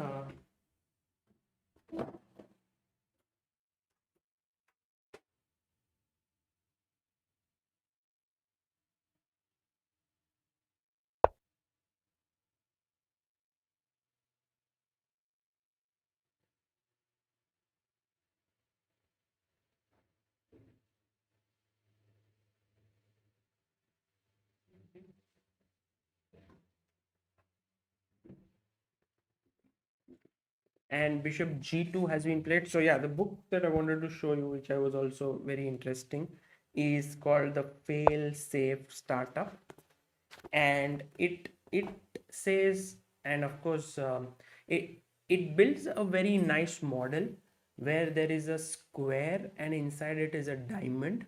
The square tips of the squares are the the most important things that are needed for an organization, which is basically the founders, the employees, the investors, and the partners. And inside it is the opportunity diamond, which talks about what are the important things? And one of the most important things is CVP, customer value proposition. And when you talk about building a playing platform, one of the most important questions to ask is, can we add something new there? And if we can, then yeah, why not? But if we can't, then maybe there are already existing. So we should think about it. Uh, no, last move now, yeah, 59th move, 60th move will happen now when Vidit will get another 15 minutes. But I think they've already, I mean, Vidit, yeah, they drew. So great defense there shown by Vidit Gujrathi, not at all being greedy, giving up an extra pawn so that he can build a fortress here with his bishop holding back the pawns. And this is a fortress. Beautiful defensive play by Vidit. And before you guys leave, I also want to show you the standings, because I think it's now important. But also, I mean, this was such an important game for Vidit to hold, because now tomorrow he plays Praggnanandhaa, and if he manages to strike back, I mean, if he manages to win with white, he has good chances. But also Pragg would be hungry for, you know, getting back some points. He has been losing last 3 rounds. Views on life is unfair. Yeah, it's a very interesting concept that somebody has come up with. Always, I think he is able to spot something interesting and then build up on it very well. Um, yeah, so these are the standings. Also, with its score has not been updated yet, but Carlsen is on the top with 6.5. Anish is on 6. Mamedyarov on 5.5. Vidit will move to 5.5 as well. Esipenko is on 5. Jorden is on 5. So Sergey will move to 5 as well. So Vidit will be on joint third position in this tournament. Meanwhile, I have, and with its performance, by the way, is 2825, which is very cool. Yeah. Whenever you perform about 2800 in a tournament, that is something. That is something, like it's never easy. But then you see this another guy who is just killing it there. And you see this, you're like, what? 2903 performance for Arjun Erigaisi there, and he's leading now. Okay, Bjerre will. He's playing against Surya, right? Oh, the game is over, huh? Surya lost. Oh, Surya lost already in that game. Surya Ganguly has lost his game. So Arjun now has 2 points lead over the field. 2 points. That is huge with 4 rounds to go. And yes, all those who have joined now, he is India number 4 now. He's overtaken Nihal and SL Narayanan. And he's also reached what? In the world rankings, he was 89. And by the way, a beautiful website to keep a track of all of this is 2700chess.com. Just great website actually to keep a track of everything. And they update things so quickly. Yeah, he's world number 81 now. So that is superb. And Vidit has, I think because of this game, he didn't gain any ELO points. I think half an ELO point he gained.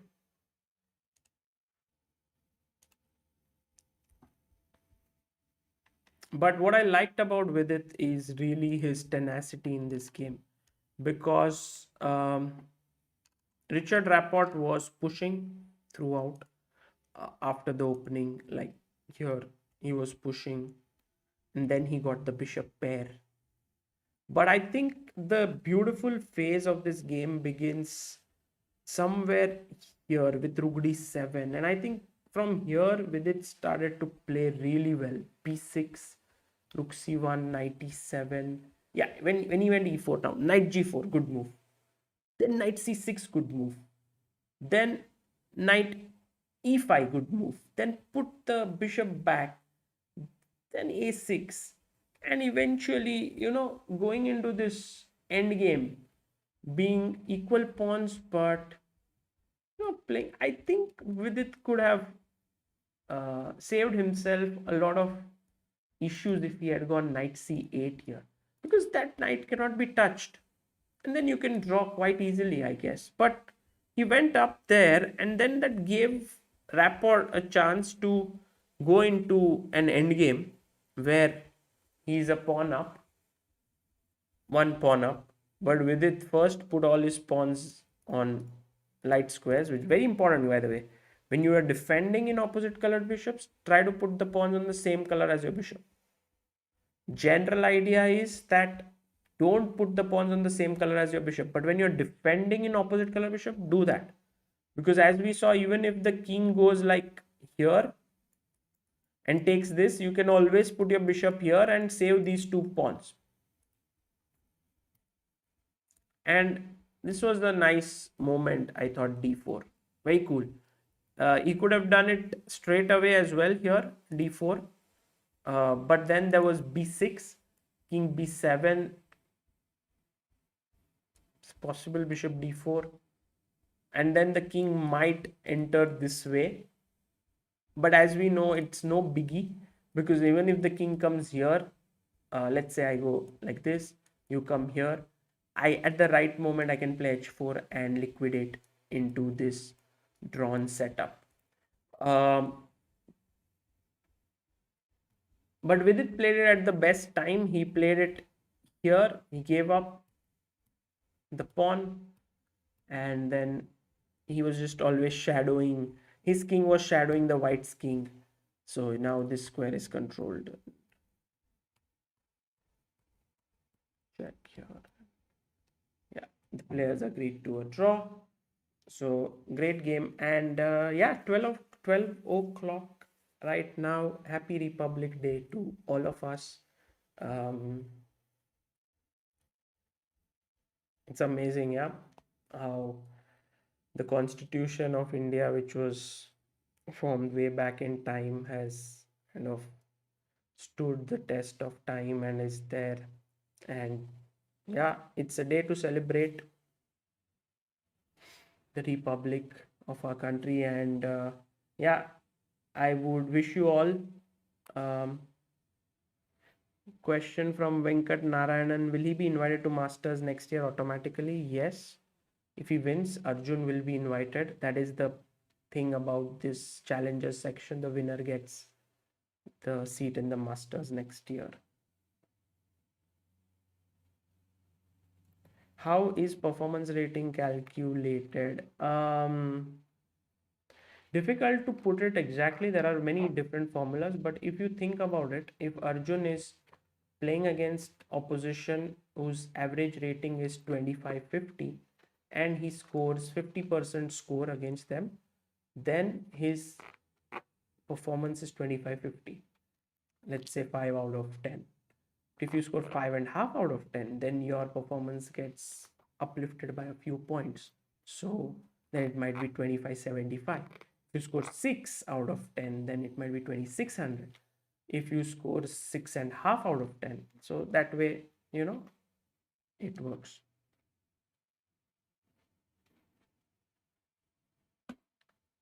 VD is 2738. Okay, guys, I'll take your leave, and as always, I'll just acquaint you with a couple of things because our Republic Day has begun. We have a small offer of Republic Day, the Great Republic Day mega sale of ChessBase India. It's the first link in the description. You can get 2 ChessBase India t-shirts and the third one is free. Basically, you add 3 and the third one is free for you. And the same offer on Vedika's chocolates, you buy 4, the fourth one is free, so it's buy 3 and get 1 free. So please do check it out. These are few offers that we've put in there. Also we have ChessBase and Mega Database, which I use, which is the second link in the description. I always tell people, if you are ambitious and want to work on chess seriously, think about it of to get it. It is not inexpensive. It is definitely an investment, but it is worthwhile if you use it well. And I have made a lot of tutorials on it on the YouTube, so you can use it well. This is the ChessBase India premium chess set, as always. That's the third link in the description. Very good quality product. A lot of people have liked it, so you can get your hands on it as well. So guys, I think I will call it a night for now. Thank you all for staying back. This was first time I did a massive commentary session. It was also very nice interacting with you. We got to talk a bit. I think it started at 8:30, so it's 3.5 hours. I was doing like six to 7 hours of commentary sessions in those Champions Chess Tour ones, with Raja joining in at the end, and then Anish coming in, and then Soumya was there, and Amruta, and then Samay would come, and those were the times, yeah. Amazing times. And now, of course, after COVID, it's a little bit tiring, but I think I'm back and can do like 4 to 5 hours of stream still. Sachin Ranade says, when is the next Dr. Chess? I hope to do it on 28th, something related to it. At least launch the idea which I was talking about today. So,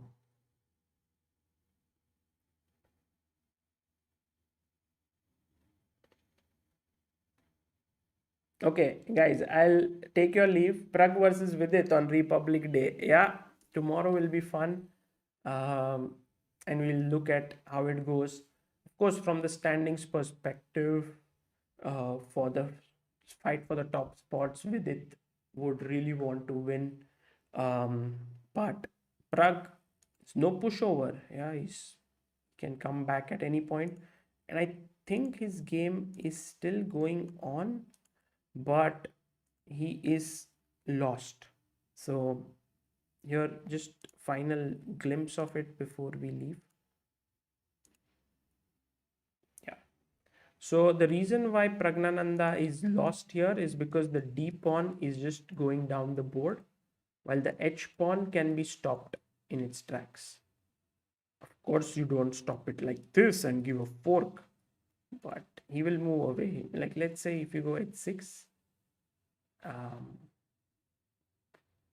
check, and then I pick this up, so you can't play H6.